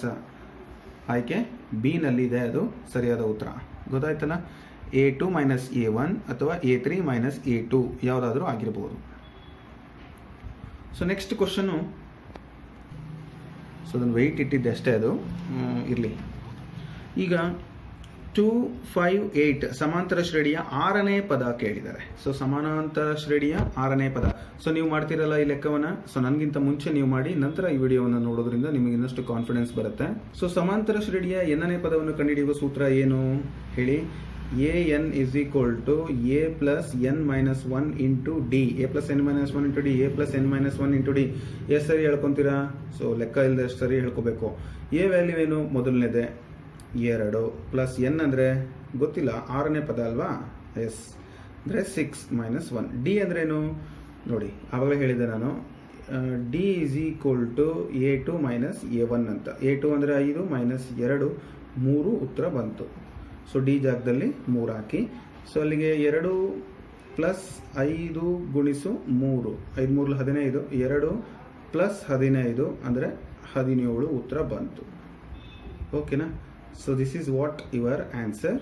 ಅಂದರೆ 6ನೇ ಪದ ಅದು A6 ಅಂತ ಹೇಳ್ಬೋದು. ಗೊತ್ತಾಯ್ತಾ? 6ನೇ ಪದನಾದರೂ ಕೇಳಿ, ಎಷ್ಟನೇ ಪದನಾದರೂ ಕೇಳಿ. ಈಗ ಇನ್ನೊಂದು ಲೆಕ್ಕ ಇದೆ, ಇಲ್ಲಿ 8ನೇ ಪದವನ್ನು ಕಂಡುಹಿಡಿಯಿರಿ ಅಂತ ಇದೆ. ಅವರೇ ಕೊಟ್ಬಿಟ್ಟಿದ್ದಾರೆ ಸಮಾಂತರ ಶ್ರೇಣಿ ಅಂತ ಹೇಳಿ. ಸಮಾಂತರ ಶ್ರೇಣಿಯಲ್ಲಿ ನೀವು 8ನೇ ಪದವನ್ನು ಕಂಡುಹಿಡಿಬೇಕಾದ್ರೆ ಮೊದಲು ನಾನು ಆಗಲೇ ಹೇಳಿದಂಗೆ ಈ ಸೂತ್ರ ಹಾಕ್ಕೊಳ್ಳಿ. AN is equal to A plus N minus 1 into D ಅಂತ ಹೇಳಿ. ಅದೇ ಸೂತ್ರವನ್ನು ಇಲ್ಲಿ ಬರ್ಕೊಳ್ಳಿ. A ವ್ಯಾಲ್ಯೂ 2 ಆಗುತ್ತೆ, N ವ್ಯಾಲ್ಯೂ 8 ಆಗುತ್ತೆ, ಡಿ ವ್ಯಾಲ್ಯೂನ 5ರಲ್ಲಿ 7ರಲ್ಲಿ 2 ಕಳೀರಿ 5 ಆಗುತ್ತೆ. ಸೊ ಹಾಕಿ ಮಾಡಿ, ನಿಮಗೆ ಉತ್ತರ ಎಷ್ಟು ಬರುತ್ತೆ? 37 ಬರುತ್ತೆ. ಸೊ ಹೇಗೆ ಅನ್ನೋದನ್ನು ನೀವೇ ಚೆಕ್ಔಟ್ ಮಾಡಿ.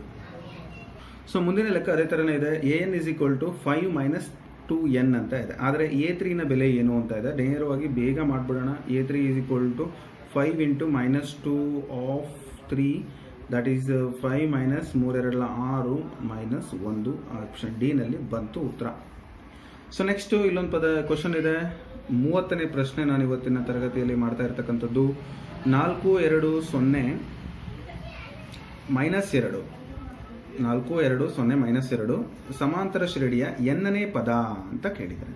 ಸೊ ಎನ್ನನೇ ಪದವನ್ನು ಕಂಡುಹಿಡಿಯುವಂತಹ ಸೂತ್ರ ಏನು ಹೇಳಿ? A plus N minus 1 into D ಅಂತ ಇದೆ. ಹೌದಲ್ವಾ? ಎನ್ನನೇ ಪದ ಇದು ಕಂಡುಹಿಡಿತಕ್ಕಂಥ ಸೂತ್ರ ಇದು. AN ಇಸ್ ಈಕ್ವಲ್ ಟು ಇದು ಎನ್ನನೇ ಪದ. A ಅಂದರೆ ಏನು? 4 ಪ್ಲಸ್ N ಅಂದರೆ N ಹಾಗೆ ಇರಲಿ, ಮೈನಸ್ 1 ಹಾಗೆ ಇರಲಿ, ಡಿ ಅಂದರೆ ಕಳೀರಿ ಇದರಲ್ಲಿ 2 ಮೈನಸ್ 4 ಅಂದರೆ ಮೈನಸ್ 2 ಬರುತ್ತೆ D value. So that is minus 2. ಇದನ್ನು ಸಿಂಪ್ಲಿಫೈ ಮಾಡಿ. 4 ಎನ್ನಲ್ಲಿ ಮಲ್ಟಿಪ್ಲೈ ಮಾಡಿದರೆ ಇದಕ್ಕೆ ಮಲ್ಟಿಪ್ಲೈ ಮಾಡಿ ಮೈನಸ್ 2N ಪ್ಲಸ್ 2 ಆಗುತ್ತೆ. ಅಂದರೆ 4 2. ಸೊ ಈಗ ನೀವು ಇದನ್ನು ಸಿಂಪ್ಲಿಫೈ ಮಾಡಿದರೆ 4 2 ಕೂಡಿದರೆ 6 ಮೈನಸ್ 2N ಆಗುತ್ತೆ. ಸೊ ಇದು ಎನ್ನನೇ ಪದ ಅಂತ ಹೇಳ್ಬಿಟ್ಟು. ಸೊ ಇಲ್ಲಿಗೆ ಈ ಒಂದು ಆಪ್ಷನ್ ಬರುತ್ತೆ. ಬಟ್ ಇಲ್ಲಿ ಆಪ್ಷನಲ್ಲಿ ಎಲ್ಲೂ ಇಲ್ಲ, ಮಿಸ್ಟೇಕ್ ಆಗಿರಬಹುದು. ಇನ್ನೊಂದು ಆಪ್ಷನ್ ಬರಿತೀನಿ, 6 minus 2N. This is your correct answer. ಒಂದ್ಸರಿ ಕ್ರಾಸ್ ಚೆಕ್ ಮಾಡೋಣ ನಮ್ಮ ಉತ್ತರ ಸರಿ ಇದೆಯಾ ಅಂತ. ಪ್ರಶ್ನೆ ಈ ಥರ ಇದೆ. 2 ಸಮರೂಪ ತ್ರಿಭುಜಗಳ ಅನುರೂಪ ಬಾಹುಗಳು ಎಷ್ಟಿದಾವೆ? 4:9 ಅನುಪಾತದಲ್ಲಿವೆ. ಅವುಗಳ ವಿಸ್ತೀರ್ಣಗಳ ಅನುಪಾತವು ಅಂತ ಕೇಳಿದ್ದಾರೆ. 2 ಸಮರೂಪ ತ್ರಿಭುಜಗಳ ಅನುರೂಪ ಬಾಹುಗಳು. ಸೊ ಅನುರೂಪ ಬಾಹುಗಳ ವರ್ಗಕ್ಕೆ, ಸೊ ಇಲ್ಲಿ ಏನು ಅನುರೂಪ ಬಾಹುಗಳಿದಾವೆ ಅವುಗಳ ಒಂದು ವರ್ಗವನ್ನ ಮಾಡಿ ನಿಮಗೆ ಅದೇನಾಗಿರುತ್ತೆ, ಅವುಗಳ ವಿಸ್ತೀರ್ಣಗಳ ಅನುಪಾತ ನಿಮಗೆ ಸಿಕ್ಕತ್ತೆ. ಸೊ 4 4 16 9 81. ಸೊ ಇದು ಅವುಗಳ ವಿಸ್ತೀರ್ಣಗಳ ಅನುಪಾತಕ್ಕೆ ಸಮನಾಗಿರುತ್ತೆ ಅಂತ ಹೇಳ್ಬೋದು. ಇದು ರಿವರ್ಸ್ ಕೂಡ ಆಗುತ್ತೆ. ವಿಸ್ತೀರ್ಣಗಳ ಅನುಪಾತ ಇದರ ಮೂಲಗಳು ಅಂದ್ರೆ ವರ್ಗಮೂಲವನ್ನು ನಾವು ಮಾಡೋದಾದ್ರೆ ಅದು ಅವುಗಳ ಅನುರೂಪ ಬಾಹುಗಳ ಅನುಪಾತಕ್ಕೆ ಸಮನಾಗಿರುತ್ತೆ ಅಂತೇಳಿ. ಸೊ ನೀವು ಇದನ್ನ ಅರ್ಥ ಮಾಡ್ಕೊಂಡಿರ್ಬೇಕು. ಇದು ಸಮರೂಪ ತ್ರಿಭುಜಗಳ ಒಂದು ಬರ್ತಕ್ಕಂಥ ಒಂದು ವಿಶೇಷತೆ. ಹಾಗಾಗಿ 1681 ಅಂತಕ್ಕಂಥದ್ದು ಆಯ್ಕೆ 3ರಲ್ಲಿದೆ. ಅದು ಅವುಗಳ ವಿಸ್ತೀರ್ಣಗಳ ಅನುಪಾತ ಅಂತ ಹೇಳಿ ಈಸಿಯಾಗಿ ಹೇಳ್ಬೋದು. ಸೊ ಮತ್ತೊಂದು ಪ್ರಶ್ನೆ ಇದೆ. ಈ ತರ ಚಿತ್ರ ಕೊಟ್ಟಿದ್ದಾರೆ. ಇಲ್ಲೊಂದು DE ಪ್ಯಾರಲಲ್ ಟು AC. ಈ DE ಅಂತಕ್ಕಂಥದ್ದು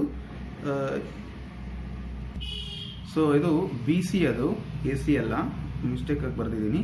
okay, D parallel to BC ಅಂದ್ರೆ ಒಂದು ಬಾಹು, ತ್ರಿಭುಜದಲ್ಲಿ ಇರತಕ್ಕಂಥ 3 ಬಾಹುಗಳಿಗೆ ಒಂದು ಬಾಹು ಸಮಾನಾಂತರವಾಗಿ ಅಂದ್ರೆ ಬೇಸಿಗೆ ಸಮಾನಾಂತರವಾಗಿ ಒಂದು ರೇಖೆಯನ್ನು ಹೇಳಿದರೆ ತೇಲ್ಸನ ಪ್ರಮೇಯ ನಿಮಗೆಲ್ಲ ಗೊತ್ತಿದೆ, ಅದನ್ನು ಬಳಕೆ ಮಾಡಬೇಕು. AD ಕೊಟ್ಟಿದ್ದಾರೆ.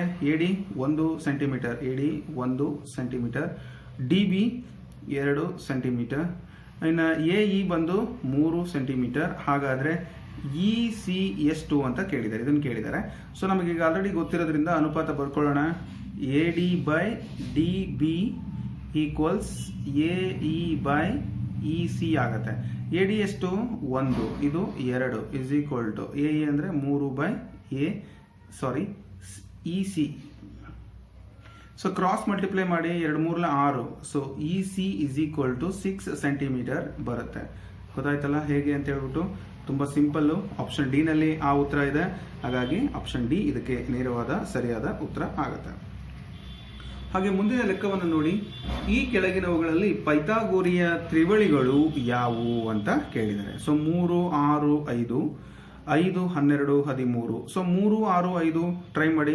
ಅದರಲ್ಲಿ ಎರಡು ಚಿಕ್ಕವನ್ನ ನೀವೇನು ಮಾಡಬೇಕು, ಮೊದಲು ಬರ್ಕೊಳ್ಬೇಕು. 3 square plus 5 square is equal to 6 square. 3 3 9, 5 5 25. So 6 36. So ಇದು ಈ ರೀತಿ ಬರ್ಕೊಂಡಾದ್ಮೇಲೆ ನೀವು ಸೊ ಇದನ್ನು ಆ್ಯಡ್ ಮಾಡಿದರೆ 34 is not equal to 36. So ಹಾಗಾಗಿ ಈ ಉತ್ತರ ಬರಲ್ಲ. ಸೊ ಇನ್ನೊಂದು ನೋಡಿ, 5 square plus 12 square is equal to 13 square. 5 5 25, 12 12 144, 13 13 169. So add ಮಾಡಿ ಈ ಕಡೆ. 4 5 4 9, 4 2 6 1 is equal to 169. So 169 equal to 169. ಹಾಗಾದರೆ ಇದು ಪೈಥಾಗೋರಸ್ನ ತ್ರಿವಳಿಗಳ ಒಂದು ಸೂತ್ರವನ್ನು ಏನು ಮಾಡ್ತಾ ಇದೆ, ಸ್ಯಾಟಿಸ್ಫೈ ಮಾಡ್ತಾ ಇದೆ. ಸೊ ಆಪ್ಷನ್ ಬಿ ಇದಕ್ಕೆ ಸರಿಯಾದ ಉತ್ತರ ಆಗುತ್ತೆ. ಸೊ ತ್ರಿವಳಿಗಳನ್ನು ಹೇಗೆ ಕಂಡುಹಿಡಿಯೋದು ಅಂತ ಗೊತ್ತಾಯ್ತಲ್ಲ.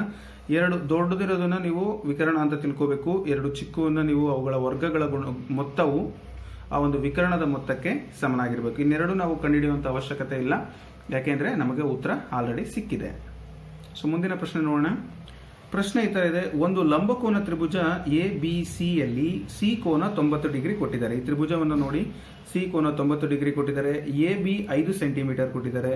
ಓಕೆ, ಇದೇ ವಿಕರಣ ಅಂದರೆ ಲಂಬಕೋನಕ್ಕೆ ಅಭಿಮುಖವಾಗಿರ್ತಕ್ಕಂಥದ್ದು. ಹಾಗೆ ಎ ಸಿ 4 ಸೆಂಟಿಮೀಟರ್ ಕೊಟ್ಟಿದ್ದಾರೆ. ಬಿ ಸಿಯ ಅಳತೆ ಕೇಳಿದ್ದಾರೆ, ಅಥವಾ ಸಿ ಬಿ ಅಥವಾ ಬಿ ಸಿ ಯಾವುದಾದ್ರೂ ಒಂದು. ಸೊ ನೀವು ಪೈಥಾಗೋರಸ್ನ ಥಿಯರಂ ಪ್ರಕಾರ ವಿಕರಣದ ಮೇಲಿನ ವರ್ಗವು ಉಳಿದೆರಡು ಬಾಹುಗಳ ವರ್ಗಗಳ ಮೊತ್ತಕ್ಕೆ ಸಮನಾಗಿರುತ್ತದೆ. So A B square is equal to A C square plus B C square. A B square ಅಂದರೆ 5 square is equal to A C square ಅಂದರೆ 4 square plus A B square. 4 square plus ಇದು ಕಂಡುಹಿಡಿಬೇಕು, B C square ಹಾಗೆ ಬರ್ಕೊಳ್ಳಿ. ನಮಗೆ B C square ಬೇಕು is equal to 25 ಆಗುತ್ತೆ. 5 5 25. ಇದು ಈ ಕಡೆ ಬಂದರೆ ಮೈನಸ್ ಆಗುತ್ತೆ. 4 4 16 ಅಂದರೆ 9 ಆಗುತ್ತೆ. ನಮಗೆ ಬಿ ಸಿ ಸ್ಕ್ವೇರ್ ಬೇಡ, ಬಿ ಸಿ ಬೇಕು.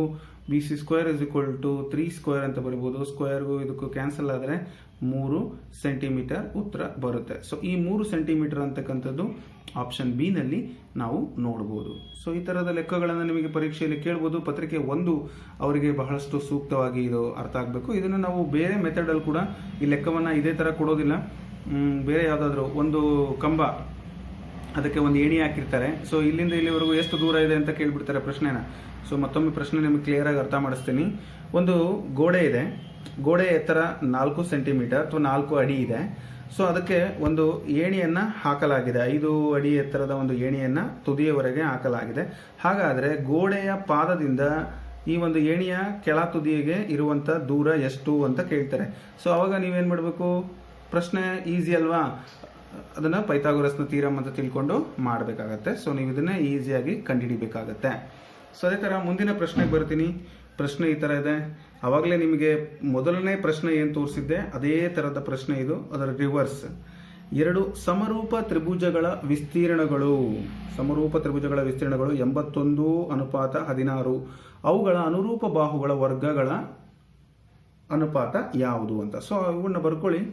ರಿವರ್ಸ್ ನಾನು ಆಗಲೇ ಹೇಳಿದೆ, 81 ಅಂದರೆ 9 81, 4 4 16. ಸೊ ಇದು ಅವುಗಳ ಅನುರೂಪ ಬಾಹುಗಳ ಒಂದು ಅನುಪಾತ ಆಗಿರುತ್ತೆ, 9:4.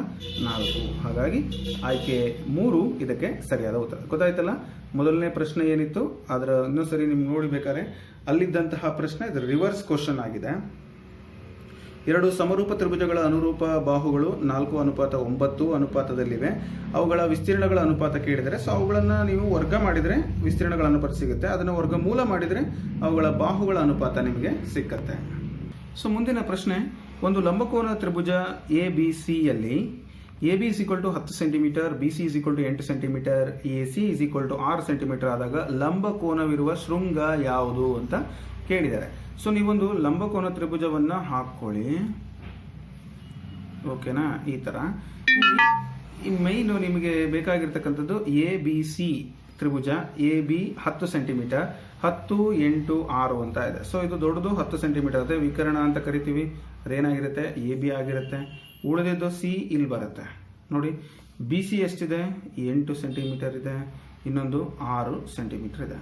ಅಲ್ಲೇನು ಕೇಳಿದ್ದಾರೆ ಅವರು, ನಾನು ಈ ತ್ರಿಭುಜ ರಚನೆ ಮಾಡಿಬಿಟ್ಟಿದ್ದೀನಿ. ಸೊ ನೀವೇನು ಅದು ಕಚ್ಚಾ ಚಿತ್ರ ಹಾಕೊಳ್ಳಿ, ಸ್ಕೇಲ್ ಇಟ್ಕೊಂಡು ಹಾಕಲೇಬೇಕು ಅಂತ ಏನಿಲ್ಲ. ಅವ್ರೇನು ಕೇಳಿದರೆ ಲಂಬ ಕೋನವಿರುವ ಶೃಂಗ ಯಾವುದು? ಎ ಮತ್ತು ಬಿ ಆಗಲಿಕ್ಕೆ ಸಾಧ್ಯನೇ ಇಲ್ಲ. ಯಾಕೆ ಅಂದರೆ ಅದು ವಿಕರ್ಣ ಆಗುತ್ತೆ. ವಿಕರ್ಣದ ಬಾಹು ಲಂಬಕೋನ ತ್ರಿಭುಜಕ್ಕೆ ಅಭಿಮುಖವಾಗಿರೋದ್ರಿಂದ ಈ ಬಾಹು 90 ಡಿಗ್ರಿ ಇರುತ್ತೆ. ಅಂದರೆ ಅರ್ಥ ಸಿ, ಗೊತ್ತಾಯ್ತಲ್ಲ? ಲಂಬಕೋನ ತ್ರಿಭುಜದಲ್ಲಿ ಎ ಬಿ ಸಿ ತ್ರಿಭುಜದಲ್ಲಿ ನಾವು ಲಂಬಕೋನ ಶೃಂಗ ಯಾವುದು? ಸಿ ಅಂತೇಳಿ ಹೇಳ್ಬೋದು. ಗೊತ್ತಾಯ್ತಲ್ಲ ಹೇಗೆ ಅಂತ ಹೇಳ್ಬಿಟ್ಟು. ಸೊ ನೆಕ್ಸ್ಟ್ ಮುಂದಿನ ಪ್ರಶ್ನೆ, ಚಿತ್ರದಲ್ಲಿ ಅನುರೂಪ ಕೋನಗಳು ಯಾವ್ಯಾವು ಅಂತ ಕೇಳಿದ್ದಾರೆ. ಎ ಸಿ ನೋಡೋಣ. ಈಗ ಬಂದರೆ ನೋಡಿ, ಇದು ಮತ್ತೆ ಇದು. ಸೊ ಡಿ ಬರಬೇಕು, ಎ ಡಿ ಬರಬೇಕು. ಎ ಸಿ ಅಂತ ಇದೆ, ಬರಲ್ಲ. ಸೊ ಎ ಬಿ ಅಂತ ಇದೆ, ಎ ಬಿ ಪಕ್ಕ ಇರೋ ಅನುರೂಪ ಕೋನಗಳಾಗಲಿಕ್ಕೆ ಸಾಧ್ಯನೇ ಇಲ್ಲ. ಡಿ ಮತ್ತು ಬಿ, ಡಿ ಬಿ ಇವು ಕೂಡ ಆಗಲ್ಲ. ಇನ್ನು ಉಳಿದಂತೆ ಎ ಡಿ ಆಗಲೇ ಹೇಳಿದೆ ನಾನು, ನೋಡಿ ಇದು ಝೆಡ್ ಶೇಪ್ ಬರುತ್ತೆ. A B parallel to C D ಆದಾಗ ಈ ಲೈನ್ ಏನಾಗುತ್ತೆ? ಸೊ ಇವೆರಡು ಕೋನಗಳನ್ನು ಒಂದೇ ಮಾಡುತ್ತೆ. ಸೊ ಅನುರೂಪ ಕೋನಗಳು ಅಂತೇಳಿ ಕರಿತೀವಿ.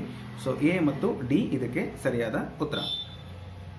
ಹಾಗೆ ಮುಂದಿನ ಪ್ರಶ್ನೆಗಳು ಮೇಲ್ಮೈ ವಿಸ್ತೀರ್ಣ ಮತ್ತು ಘನಫಲಗಳು ಪಾಠದಿಂದ ಬರ್ತಾ ಇದೆ. ಸೊ ಏನೇನು ಕೇಳ್ಬೋದು ಇದರಲ್ಲಿ? 1 ಅಂಕಕ್ಕೆ ಅಥವಾ ನಿಮಗೆ ಮಲ್ಟಿಪಲ್ ಚಾಯ್ಸ್ಗೆ ಮಲ್ಟಿಪಲ್ ಚಾಯ್ಸನ್ನು ಕೊಟ್ಟು ನಿಮ್ಗೆ ಕನ್ಫ್ಯೂಸ್ ಮಾಡೋದಿಲ್ಲ. ನಾನು ನೇರವಾಗಿ ಉತ್ತರಗಳನ್ನು ಹೇಳ್ತಾ ಹೋಗ್ತೀನಿ. ಮೇಲ್ಮೈ ವಿಸ್ತೀರ್ಣ ಮತ್ತು ಘನಫಲಗಳಲ್ಲಿ ಸೂತ್ರಗಳನ್ನು ಸಾಕಷ್ಟು ಕೇಳ್ತಾರೆ. ಆ ಸೂತ್ರಗಳು ಗೊತ್ತಿದ್ರೆ ನೀವು ಲೆಕ್ಕವನ್ನು ಬಿಡಿಸ್ಬೋದು, ಅಥವಾ ಇಲ್ಲಿರ್ತಕ್ಕಂಥದ್ದು ಸೂತ್ರಗಳಲ್ಲಿ ಇರ್ತಕ್ಕಂಥ ಕೆಲವೊಂದು ಅಂಶಗಳನ್ನು ಕೊಟ್ಟು ಲೆಕ್ಕವನ್ನು ಕೂಡ ಕೇಳ್ಬೋದು. ಸೊ ನಾವು ಆದಾಗ್ಯೂ ಸೂತ್ರಗಳನ್ನು ಒಂದ್ಸರಿ ಪುನರ್ಮನನ ಮಾಡ್ಕೊಳ್ಳೋಣ. ಸಿಲಿಂಡರ್ನ ಪೂರ್ಣ ಮೇಲ್ಮೈ ವಿಸ್ತೀರ್ಣವನ್ನು ಕಂಡುಹಿಡಿಯುವ ಸೂತ್ರ. ಸಿಲಿಂಡರ್ನ ಪೂರ್ಣ ಮೇಲ್ಮೈ ವಿಸ್ತೀರ್ಣ ನೋಡಿ, A is equal to 2πr h plus R ಅಂತ ಹೇಳಿ. ಇದು A is equal to 2πr into h plus R. So ಇದು ಸಿಲಿಂಡರ್ನ ಪೂರ್ಣ ಮೇಲ್ಮೈ ವಿಸ್ತೀರ್ಣ. ಶಂಕುವಿನ ಘನಫಲ volume is equal to V is equal to 1/3πr²h. ಶಂಕುವಿನ ಘನಫಲ πr²h. ಇನ್ನು ಭಿನ್ನಕದ ಮೇಲ್ಮೈ ವಿಸ್ತೀರ್ಣ ಸಾಕಷ್ಟು ಕಳೆದ GPSTR ಅಲ್ಲಿ ಪ್ರಶ್ನೆ ಇತ್ತು. A is equal to π into r1 plus r2 into L. ನೋಡಿ, A is equal to π into r1 plus r2 into L. Pi R L ಅಂತ ಇದೆಯಲ್ಲ, ಆರ್ ಬದಲಿಗೆ ಇಲ್ಲಿ r1 ಪ್ಲಸ್ r2 ಅಂತ ಆಗುತ್ತೆ. ಓಕೆನಾ? ಇನ್ನು ಭಿನ್ನಕದ ಪೂರ್ಣ ಮೇಲ್ಮೈ, ಇದ್ರ ಜೊತೆಗೆ ಬೇಸ್ ಎರಡೂ ಇರ್ತವೆ, ಮೇಲೆ ಮತ್ತು ಕೆಳಗೆ. ಸಿಲಿಂಡರ್ನ ಅದನ್ನು ನೀವು ಕಂಡುಹಿಡಿಬೇಕಾದ್ರೆ πr² plus πr1² plus πr2² ಆಗಿರುತ್ತೆ. ಸೊ ಇವೆರಡನ್ನು ಅದಕ್ಕೆ ಆ್ಯಡ್ ಮಾಡಬೇಕು. ಇದು ಭಿನ್ನಕದ ಪೂರ್ಣ ಮೇಲ್ಮೈ ವಿಸ್ತೀರ್ಣ. ಓಕೆನಾ? ಸೊ ಮುಂದಿನ ಪ್ರಶ್ನೆ, ಶಂಕುವಿನ ಭಿನ್ನಕದ ಘನಫಲ ಕೇಳಿದರೆ ಸೊ ಈ ಥರ ಕೇಳ್ತಾರೆ. ಸೊ ಶಂಕುವಿನ ಘನಫಲ V is equal to 1/3πh into r1² plus r2² plus r1 into r2. ನೋಡಿ, ಇದು ಶಂಕುವಿನ ಭಿನ್ನಕದ ಘನಫಲ. ಹಾಗೆ ಆಯತಘನದ ಪೂರ್ಣ ಮೇಲ್ಮೈ ವಿಸ್ತೀರ್ಣ ಕೇಳಿದರೆ A is equal to 2 into L B plus B H plus H L. ಇದು ನಿಮಗೆ ಎಲ್ಲ ಗೊತ್ತಿದೆ ಇದು. ಸೊ ಎಲ್ ಅಂದರೆ ಲೆಂತು, ಬಿ ಅಂದರೆ ಬ್ರೆಡ್ತು, ಹೆಚ್ ಅಂದರೆ ಹೈಟು. ಸೊ ಇದು ಆಯತದ ಪೂರ್ಣ ಮೇಲ್ಮೈ ವಿಸ್ತೀರ್ಣ. ಇನ್ನು ಶಂಕುವಿನ ಪೂರ್ಣ ಮೇಲ್ಮೈ ವಿಸ್ತೀರ್ಣ A is equal to πr into L plus R ಅಂತೇಳಿ. ಇದು ಶಂಕುವಿನ ಪೂರ್ಣ ಮೇಲ್ಮೈ ವಿಸ್ತೀರ್ಣ. ಹಾಗೆ ಆಯತ ಘನದ ಪಾರ್ಶ್ವ ಮೇಲ್ಮೈ ವಿಸ್ತೀರ್ಣ ನಿಮ್ಮನ್ನೇನಾದರೂ ಕೇಳಿದರೆ ಇವನ್ನೆಲ್ಲ ಬರೆದಿಟ್ಕೊಳ್ಳಿ, ಯಾವುದೇ ಸಂದರ್ಭದಲ್ಲಿ ನಿಮಗೆ ಇವು ಹೆಲ್ಪ್ ಆಗ್ತವೆ. A is equal to 2h into L plus B ಆಗುತ್ತೆ. ಇದು ಆಯತ ಘನದ ಪಾರ್ಶ್ವ ಮೇಲ್ಮೈ ವಿಸ್ತೀರ್ಣ. ಓಕೆನಾ? ಸೊ ಇದಿಷ್ಟು ಒಂದು ವಿಸ್ತೀರ್ಣ, ಮೇಲ್ಮೈ ವಿಸ್ತೀರ್ಣ ಮತ್ತು ಘನಫಲಗಳು ಪಾಠದ ಮೇಲೆ ಬಂದಿರತಕ್ಕಂಥ ಪ್ರಶ್ನೆಗಳು. ಹಾಗೆ ನಿರ್ದೇಶಾಂಕ ರೇಖಾಗಣಿತಕ್ಕೆ ಸಂಬಂಧಪಟ್ಟಂತೆ ಯಾವೆಲ್ಲ ಪ್ರಶ್ನೆಗಳು ಬರಬಹುದು ನೋಡೋಣ. ಮೂಲ ಬಿಂದು ಮತ್ತು ಪಿ ಬಿಂದು x, y ಗಳ ನಡುವಿನ ದೂರವನ್ನು ಕಂಡುಹಿಡಿಯುವ ಸೂತ್ರವನ್ನು ಬರೆಯಿರಿ ಅಂತ ಕೇಳಿದ್ರೆ, ಡಿ ಇಸ್ ಈಕ್ವಲ್ ಟು ಮೂಲ ಬಿಂದು 0,0 ಆಗಿರುತ್ತೆ. ಸೊ ಅದನ್ನು x2 minus x1 whole square plus y2 minus y1 whole square. ಅಲ್ಲಿ 0 ಇರೋದ್ರಿಂದ ಬರೀ x² ಪ್ಲಸ್ y² ಆಗುತ್ತೆ. ಇದನ್ನು ನೆನ್ಪಿಟ್ಕೊಳ್ಬೇಕು ನೀವು. ಮೂಲದಿಂದ ಒಂದು ಬಿಂದುವಿಗೆ ನಾವೇನು ಮಾಡ್ತಾ ಇದೀವಿ, ನಡುವಿನ ದೂರವನ್ನು ಕಂಡುಹಿಡಿಯಲಿಕ್ಕೆ D is equal to √x² plus y². ಇದ್ರ ಮೇಲೆ ಲೆಕ್ಕ ಬರ್ತವೆ. ಮೂಲ ಬಿಂದುವಿನ ನಿರ್ದೇಶಾಂಕಗಳು ಯಾವ್ಯಾವು ಅಂತ ಕೇಳಿದ್ರೆ 0, 0, 0. Okay, x Axis 0, y Axis 0 ಮಧ್ಯದಲ್ಲಿ ಇರುತ್ತೆ. ಇನ್ನು ಮೂಲ ಬಿಂದು ಮತ್ತು ಪಿ ಕೊಟ್ಟಿದ್ದಾರೆ 4, -3 ಇವುಗಳ ನಡುವಿನ ದೂರವನ್ನು ಕಂಡುಹಿಡಿಯಿರಿ ಅಂತ ಆಪ್ಷನ್ಸ್ ಕೊಟ್ಟಿದ್ದಾರೆ.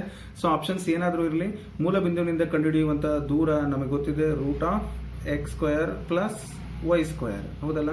√x² ಅಂದರೆ ಇದು x, ಇದು y. 4² ಮೈನಸ್ ಪ್ಲಸ್ 3² ಓಕೆನಾ? ಇದು 4 16 3 9 ಮೈನಸ್ ಇಂಟು ಮೈನಸ್ ಪ್ಲಸ್ ಆಗುತ್ತೆ. √25 ಅಂದರೆ 5 ಉತ್ತರ ಬರುತ್ತೆ. ಆಪ್ಷನ್ ಡಿ ನಲ್ಲಿ ಆ ಉತ್ತರ ಇದೆ. ಸೊ ಈಸಿ ನೋಡಿ, ಎಷ್ಟು ಈಸಿ. ಸೂತ್ರ ಗೊತ್ತಿದ್ರೆ ಆರಾಮಾಗೆ ಮಾಡ್ಬೋದು. ಸೊ ಮುಂದಿನ ಲೆಕ್ಕ, ಎರಡು ಬಿಂದುಗಳ ನಡುವೆ, ಮೂಲ ಬಿಂದು ಇಲ್ಲ, ಎರಡು ಬಿಂದುಗಳ ನಡುವಿನ ದೂರವನ್ನು ಕಂಡುಹಿಡಿಯುವ ಸೂತ್ರ ಕೇಳಿದರೆ D √(x2 - x1) plus y2 - y1). ಇದನ್ನು ಕೂಡ ನೆನಪಿಟ್ಕೊಳ್ಳಿ, ತುಂಬಾ ಇಂಪಾರ್ಟೆಂಟ್ ಸೂತ್ರ ಇದು, ಬಹಳ ಇಂಪಾರ್ಟೆಂಟ್. ಈಗ ಅದರ ಮೇಲೆ ಈಗ ಲೆಕ್ಕ ಬಂದಿದೆ 2, 3 ಮತ್ತು 6, -8 ಇವುಗಳ ನಡುವಿನ ದೂರವನ್ನು ಕಂಡುಹಿಡಿಯಿರಿ. ಈ ಸೂತ್ರ ಹಾಕಬೇಕು. ಇದು x1 y1 ಮತ್ತಿಲ್ಲಿ x2 y2, ಹೌದಲ್ಲ. ಇದ್ರ ಮೇಲೆ ನೀವು ದೂರವನ್ನು ಕಂಡುಹಿಡಿಯಬೇಕಾದ್ರೆ D √, ನಾನು ಮತ್ತೊಮ್ಮೆ ಫಾರ್ಮುಲಾ ಬರೆಯಿಲ್ಲ, ಇಲ್ಲೇ ಇದೆ, x2 - x1 ಅಂದರೆ 6 - 2² ಪ್ಲಸ್ -8 - 3² ಅಂದರೆ y2 - y1². ಈಗ ಇದನ್ನು ಬಿಡಿಸಿದರೆ ನೀವು 6ರಲ್ಲಿ 2 ಹೋದರೆ ಎಷ್ಟು, 4² ಪ್ಲಸ್ ಮೈನಸ್ ಇದೆ, ಕೂಡಬೇಕು, 8 3 11 -11². ಸೊ ಇದನ್ನು ನೀವು ಬರೆದರೆ 4 4 16 11 11 121. ಸೊ ಅಲ್ಲಿಗೆ 6 1 7 2 1 3 1 137 √137 ಆಗುತ್ತೆ. ಅದೆಷ್ಟರ ಬರಲಿ ಅದೇ ಉತ್ತರ ಆಗಿರುತ್ತೆ. ಅದರ ದೂರ √137 ಆಗುತ್ತೆ. ಓಕೆನಾ. ಸೊ ನೆಕ್ಸ್ಟ್ ಅದೇ ಥರ ಇನ್ನೊಂದು ಲೆಕ್ಕ ಕೊಟ್ಟಿದ್ದಾರೆ, ಇದನ್ನು ನೀವು ಮಾಡಿ. ಪ್ರಶ್ನೆ ಸಂಖ್ಯೆ 21 ನೀವು ಮಾಡಿ ನನಗೆ ಉತ್ತರವನ್ನು ಹೇಳಬೇಕು. ಯಾಕಂದರೆ ಎಲ್ಲ ನಾನೇ ಮಾಡಲಿಕ್ಕಾಗಲ್ಲ. ಇದಕ್ಕೆ ಎಷ್ಟು ಬರುತ್ತೆ, ಇವುಗಳ ಈ ಒಂದು ಬಿಂದು, ಇದನ್ನು P ಅಂದುಕೊಳ್ಳಿ, ಇದನ್ನು Q ಅಂದ್ಕೊಳ್ಳಿ. PQ ಏನು ಅಂತ, PQ ಇರುವ ಡಿಸ್ಟೆನ್ಸ್ ಏನು ಅಂತ ನನಗೆ ಕಂಡುಹಿಡಿದು ಉತ್ತರವನ್ನು ಕಮೆಂಟ್ ಮಾಡಬೇಕು. ನೀವು ಮಾಡ್ತೀರಲ್ವಾ, ತುಂಬ ಈಸಿ ಇದೆ, ಮಾಡಿ. ಸೊ ಇನ್ನೊಂದು ಬಹುಪದೋಕ್ತಿಗಳಿಂದ ಒಂದು ಪ್ರಶ್ನೆಗಳು ಇನ್ಯಾವೆಲ್ಲ ಬರ್ಬೋದು, ಕಳೆದ ವಿಡಿಯೋ ಕ್ಲಾಸ್ನಲ್ಲಿ ಆಲ್ರೆಡಿ ಹೇಳಿದ್ದೆ, ಬಟ್ ಆದಾಗ್ಯೂ ಇನ್ನೊಮ್ಮೆ ಪುನರ್ಮನನ ಮಾಡಲಿಕ್ಕಂತ ಪ್ರಯತ್ನ ಮಾಡ್ತಾ ಇದ್ದೀನಿ. ಬಹುಪದೋಕ್ತಿಗಳಲ್ಲಿ ಇರುವಂತಹ ಪ್ರಮುಖ ಪ್ರಶ್ನೆಗಳು ಈ ರೀತಿ ಇದೆ. ಇದರಲ್ಲಿ ನಾನು ಒಂದು ಮಾಡ್ತೀನಿ, ಇನ್ನೊಂದು ನಿಮಗೆ ಹೋಮ್ವರ್ಕ್ ಕೊಡ್ತೀನಿ. P of x = x³ - 2x² + 4x - 4 ಅನ್ನು g of x = x - 2 ನಿಂದ ಭಾಗಿಸಿದಾಗ ಶೇಷ ಡ್ಯಾಶ್ ಆಗಿರುತ್ತದೆ. ಸೊ ಶೇಷ ಏನಾಗಿರುತ್ತೆ ನೋಡೋಣ. ಬಾಕ್ಸೋದೇನು ಬೇಡ, ಈ ಒಂದು ಸೂತ್ರ ನಿಮಗೆ ಗೊತ್ತಿದೆ, ಶೇಷ ಪ್ರಮೇಯ. x - 2 = 0, x = 2 ಆಗುತ್ತೆ. ಸೊ ಈ ಒಂದು x2 ಅಂತೇಳಿ ಇದನ್ನು ಹಾಕೋದು. ಸೊ P of 2 = x³ ಅಂದರೆ 2³ - 2 × 2² ಪ್ಲಸ್ 4 × 2 - 4. ಈಗ 2 4 4 8 ಮೈನಸ್ 2 4 4 8 ನೋಡಿ, 2 2 4 4 2 8 2 4 8 ಪ್ಲಸ್ 8 ಮೈನಸ್ 4. ಇಲ್ಲಿ ಏನಾಗುತ್ತೆ, -8 + 8 ಕ್ಯಾನ್ಸಲ್ ಆಗುತ್ತೆ. 8ರಲ್ಲಿ 4 ಹೋದರೆ 4 ಉತ್ತರ ಬರುತ್ತೆ. ಶೇಷ 4. ಇದನ್ನು ಶೇಷ ಪ್ರಮೇಯ ಅಂತೇಳಿ ನಾವು ಕರಿತೀವಿ, ಅಥವಾ ನೀವು ಬಾಗಿಸ್ಬೋದು. ಇದನ್ನು ಬಾಗಿಸಿದ್ರು ಕೂಡ ಅಷ್ಟೇ ಬರುತ್ತೆ. ಬಟ್ ನೀವು ಎಕ್ಸಾಮ್ನಲ್ಲಿ ನಿಮಗೆ ಸಮಯ ಕಡಿಮೆ ಇರುತ್ತಲ್ಲ, ಎಲ್ಲಿ ಬಾಕ್ಸ್ಕೋತ ಕುತ್ಕೊಳ್ಳೋಕ್ಕಾಗೋದಿಲ್ಲ. ಹಾಗಾಗಿ ನೇರವಾಗಿ 4 ಉತ್ತರವನ್ನು ನೀವು ಆಯ್ಕೆ ಮಾಡಬಹುದು. ಇದೇ ಥರ ನೀವೊಂದು ಮಾಡಿ. ಮೊದಲು ಏನು ಮಾಡಬೇಕು, g of x = 0 ಅಂತ ಬರ್ಕೊಂಡು ಅದನ್ನು ನೀವು x ವ್ಯಾಲ್ಯೂ ಕಂಡುಹಿಡ್ಕೊಂಡು ಇದಕ್ಕೆ ಸಬ್ಸ್ಟಿಟ್ಯೂಟ್ ಮಾಡಬೇಕು. ಸೊ ಆಗ ನಿಮ್ಗೆ ಉತ್ತರ ಸಿಕ್ಕತ್ತೆ. ಮುಂದಿನ ಲೆಕ್ಕ ನಿಮಗಾಗಿ ಬರುತ್ತೀಗ. ಸೊ ಪ್ರಶ್ನೆ ಸಂಖ್ಯೆ 23 ನೀವು ಮಾಡಬೇಕು. P of x = x² + 5x - 3, g of x = x + 3 ಅಂತ ಇದೆ. So x + 3 = 0, x = -3. So put the value of -3 in this equation P of x, you will get the answer. Okay, comment me which is the right answer. So next question, it is from the ವರ್ಗ ಸಮೀಕರಣಗಳು ಪಾಠದಿಂದ ಬಂದಿದೆ. ಇದನ್ನು ಬಿಡಿಸಿ ಅಂತ ಕೇಳ್ತಾರೆ, ಅಥವಾ solution. ಇದರ ಒಂದು ಮೂಲಗಳು ಯಾವ್ಯಾವು ಬಿಡಿಸಿ ಅನ್ಬೋದು, ಅಥವಾ ಮೂಲಗಳು ಅನ್ಬೋದು, ನಿಮ್ಗೇನಾದರೂ ಕೇಳ್ಬೋದು, ಅಥವಾ x, y ಬೆಲೆಗಳು ಅಂತ ಕೇಳ್ಬೋದು. ಏನಾದರೂ ಕೇಳಿದ್ರು ಕೂಡ ಉತ್ತರ. ಸೊ ಇವೆರಡು ಬೆಲೆಗಳು, x ನ ಬೆಲೆಗಳು ಅಂತ ಕೇಳ್ಬೋದು. ಸೊ ನೋಡೋಣ ಯಾವ ರೀತಿ ಬೇಕಾದರೂ ಬಿಡಿಸ್ಬೋದು. ನಾನೀಗ ಏನು ಮಾಡ್ತೀನಿ ಅಂದರೆ ಸೂತ್ರದ ಸಹಾಯದಿಂದ ಬಿಡಿಸ್ತಾ ಇದ್ದೀನಿ. ಅಥವಾ ನೀವು 4 1 4, 4ರಲ್ಲಿ 1 ಹೋದರೆ 3, ಆ ಮೆಥಡು ಆಲ್ರೆಡಿ ತೋರಿಸಿರೋದ್ರಿಂದ ನಾನು ಸೂತ್ರದ ಸಹಾಯದಿಂದ ತೋರಿಸ್ತಿದ್ದೀನಿ. So x = -b ± √b² - 4ac / 2a ಅಂತ. ಸೊ -b ಅಂದರೆ ಫಸ್ಟ್ a ವ್ಯಾಲ್ಯೂ ಏನೂ ಇಲ್ಲ, ಅದನ್ನು ಇಲ್ಲಿ ಬರ್ಕೊಳ್ತೀನಿ. ax² + bx + c = 0. ಅಲ್ಲಿ ಕೊಟ್ಟಿರೋದು x² - 3x - 4 = 0, a = 1, b = -3, c = -4. So ಈ ಸೂತ್ರಕ್ಕೆ ಅಪ್ಲೈ ಮಾಡಿ. -b ಅಂದರೆ -3, ಅದಕ್ಕೊಂದು ಮೈನಸ್ ಇದೆ, plus R minus root of B square ಅಂದರೆ ಮೈನಸ್ 3 ಸ್ಕ್ವೇರು. ಕ್ಲಿಯರಾಗಿ ಕಾಣಿಸ್ತಿದೆಯಲ್ಲ? ಹಾಂ. ಮೈನಸ್ 4 ಎ ಅಂದರೆ 1 ಸಿ ಅಂದರೆ minus 4 divide by 2 into 1 2 A ಅಂದರೆ 2 minus into minus plus 3 plus R minus root 3 3 9 4 minus into minus plus 4 4 16 divided by 2 ಅಂದರೆ 2. So ಇದನ್ನು 3 plus R minus root of 25 ಆಗುತ್ತೆ ಡಿವೈಡೆಡ್ ಬೈ 2. ಒಂದ್ಸರಿ ಪ್ಲಸ್ ಬರೀರಿ, ಒಂದ್ಸರಿ minus ಬರೀರಿ. ಇದ್ರ ವ್ಯಾಲ್ಯೂ 5 ಆಗುತ್ತೆ, ಅಂದರೆ 5 5 25 ಅಲ್ವಾ? ಸೊ 3 ಪ್ಲಸ್ 5 ಬೈ 2, ಇನ್ನೊಂದು 3 ಮೈನಸ್ 5 ಬೈ 2 ಆಗುತ್ತೆ. ಸೊ ಇದು 5 3 8 8 ಬೈ 2 ಅಂದರೆ ಎಷ್ಟಾಗುತ್ತೆ? 4 ಉತ್ತರ ಬರುತ್ತೆ. ಇನ್ನೊಂದು 5ರಲ್ಲಿ 3 ಕಳೆದ್ರೆ ಎಷ್ಟಾಗುತ್ತೆ? 2 ಮೈನಸ್ 2 ಬೈ 2 2 ಅಂದರೆ ಮೈನಸ್ 1 ಆಗುತ್ತೆ. ಅಂದರೆ 4 ಮೈನಸ್ 1 ಉತ್ತರ ಬಂತು. ಸೊ ಆ 4 ಮೈನಸ್ 1 ಅನ್ನೋದು ಆಪ್ಷನ್ ಏನಲ್ಲೇ ಇದೆ, ಹಾಗಾಗಿ ಆ ಒಂದು ಆಯ್ಕೆ ಸರಿಯಾದ ಉತ್ತರ ಆಗುತ್ತೆ. ಗೊತ್ತಾಯ್ತಲ್ಲ? ತುಂಬ ಸಿಂಪಲ್ಲು ಮತ್ತು ಈಸಿ ಕೂಡ. ಹಾಗೆ ಈ ಲೆಕ್ಕವನ್ನು ನೀವು ಮಾಡಿ. ಸೊ ಬಿಡಿಸ್ತೀರಾ? X square minus 3x is equal to 10 ಇದೆ. ಆಪ್ಷನ್ಸ್ ಈ ಥರ ಇದೆ. ಸೊ ಯಾವ ಆಪ್ಷನ್ ಸರಿಯಾದ ಉತ್ತರ ಬಿಡಿಸಿ ನನಗೆ ಎಕ್ಸ್ ವ್ಯಾಲ್ಯೂವನ್ನು ಕಂಡುಹಿಡಿದು ನೀವು ನನಗೆ ಕಮೆಂಟ್ ಮುಖಾಂತರ ತಿಳಿಸಿ. ಮುಂದಿನ ವಿಡಿಯೋದಲ್ಲಿ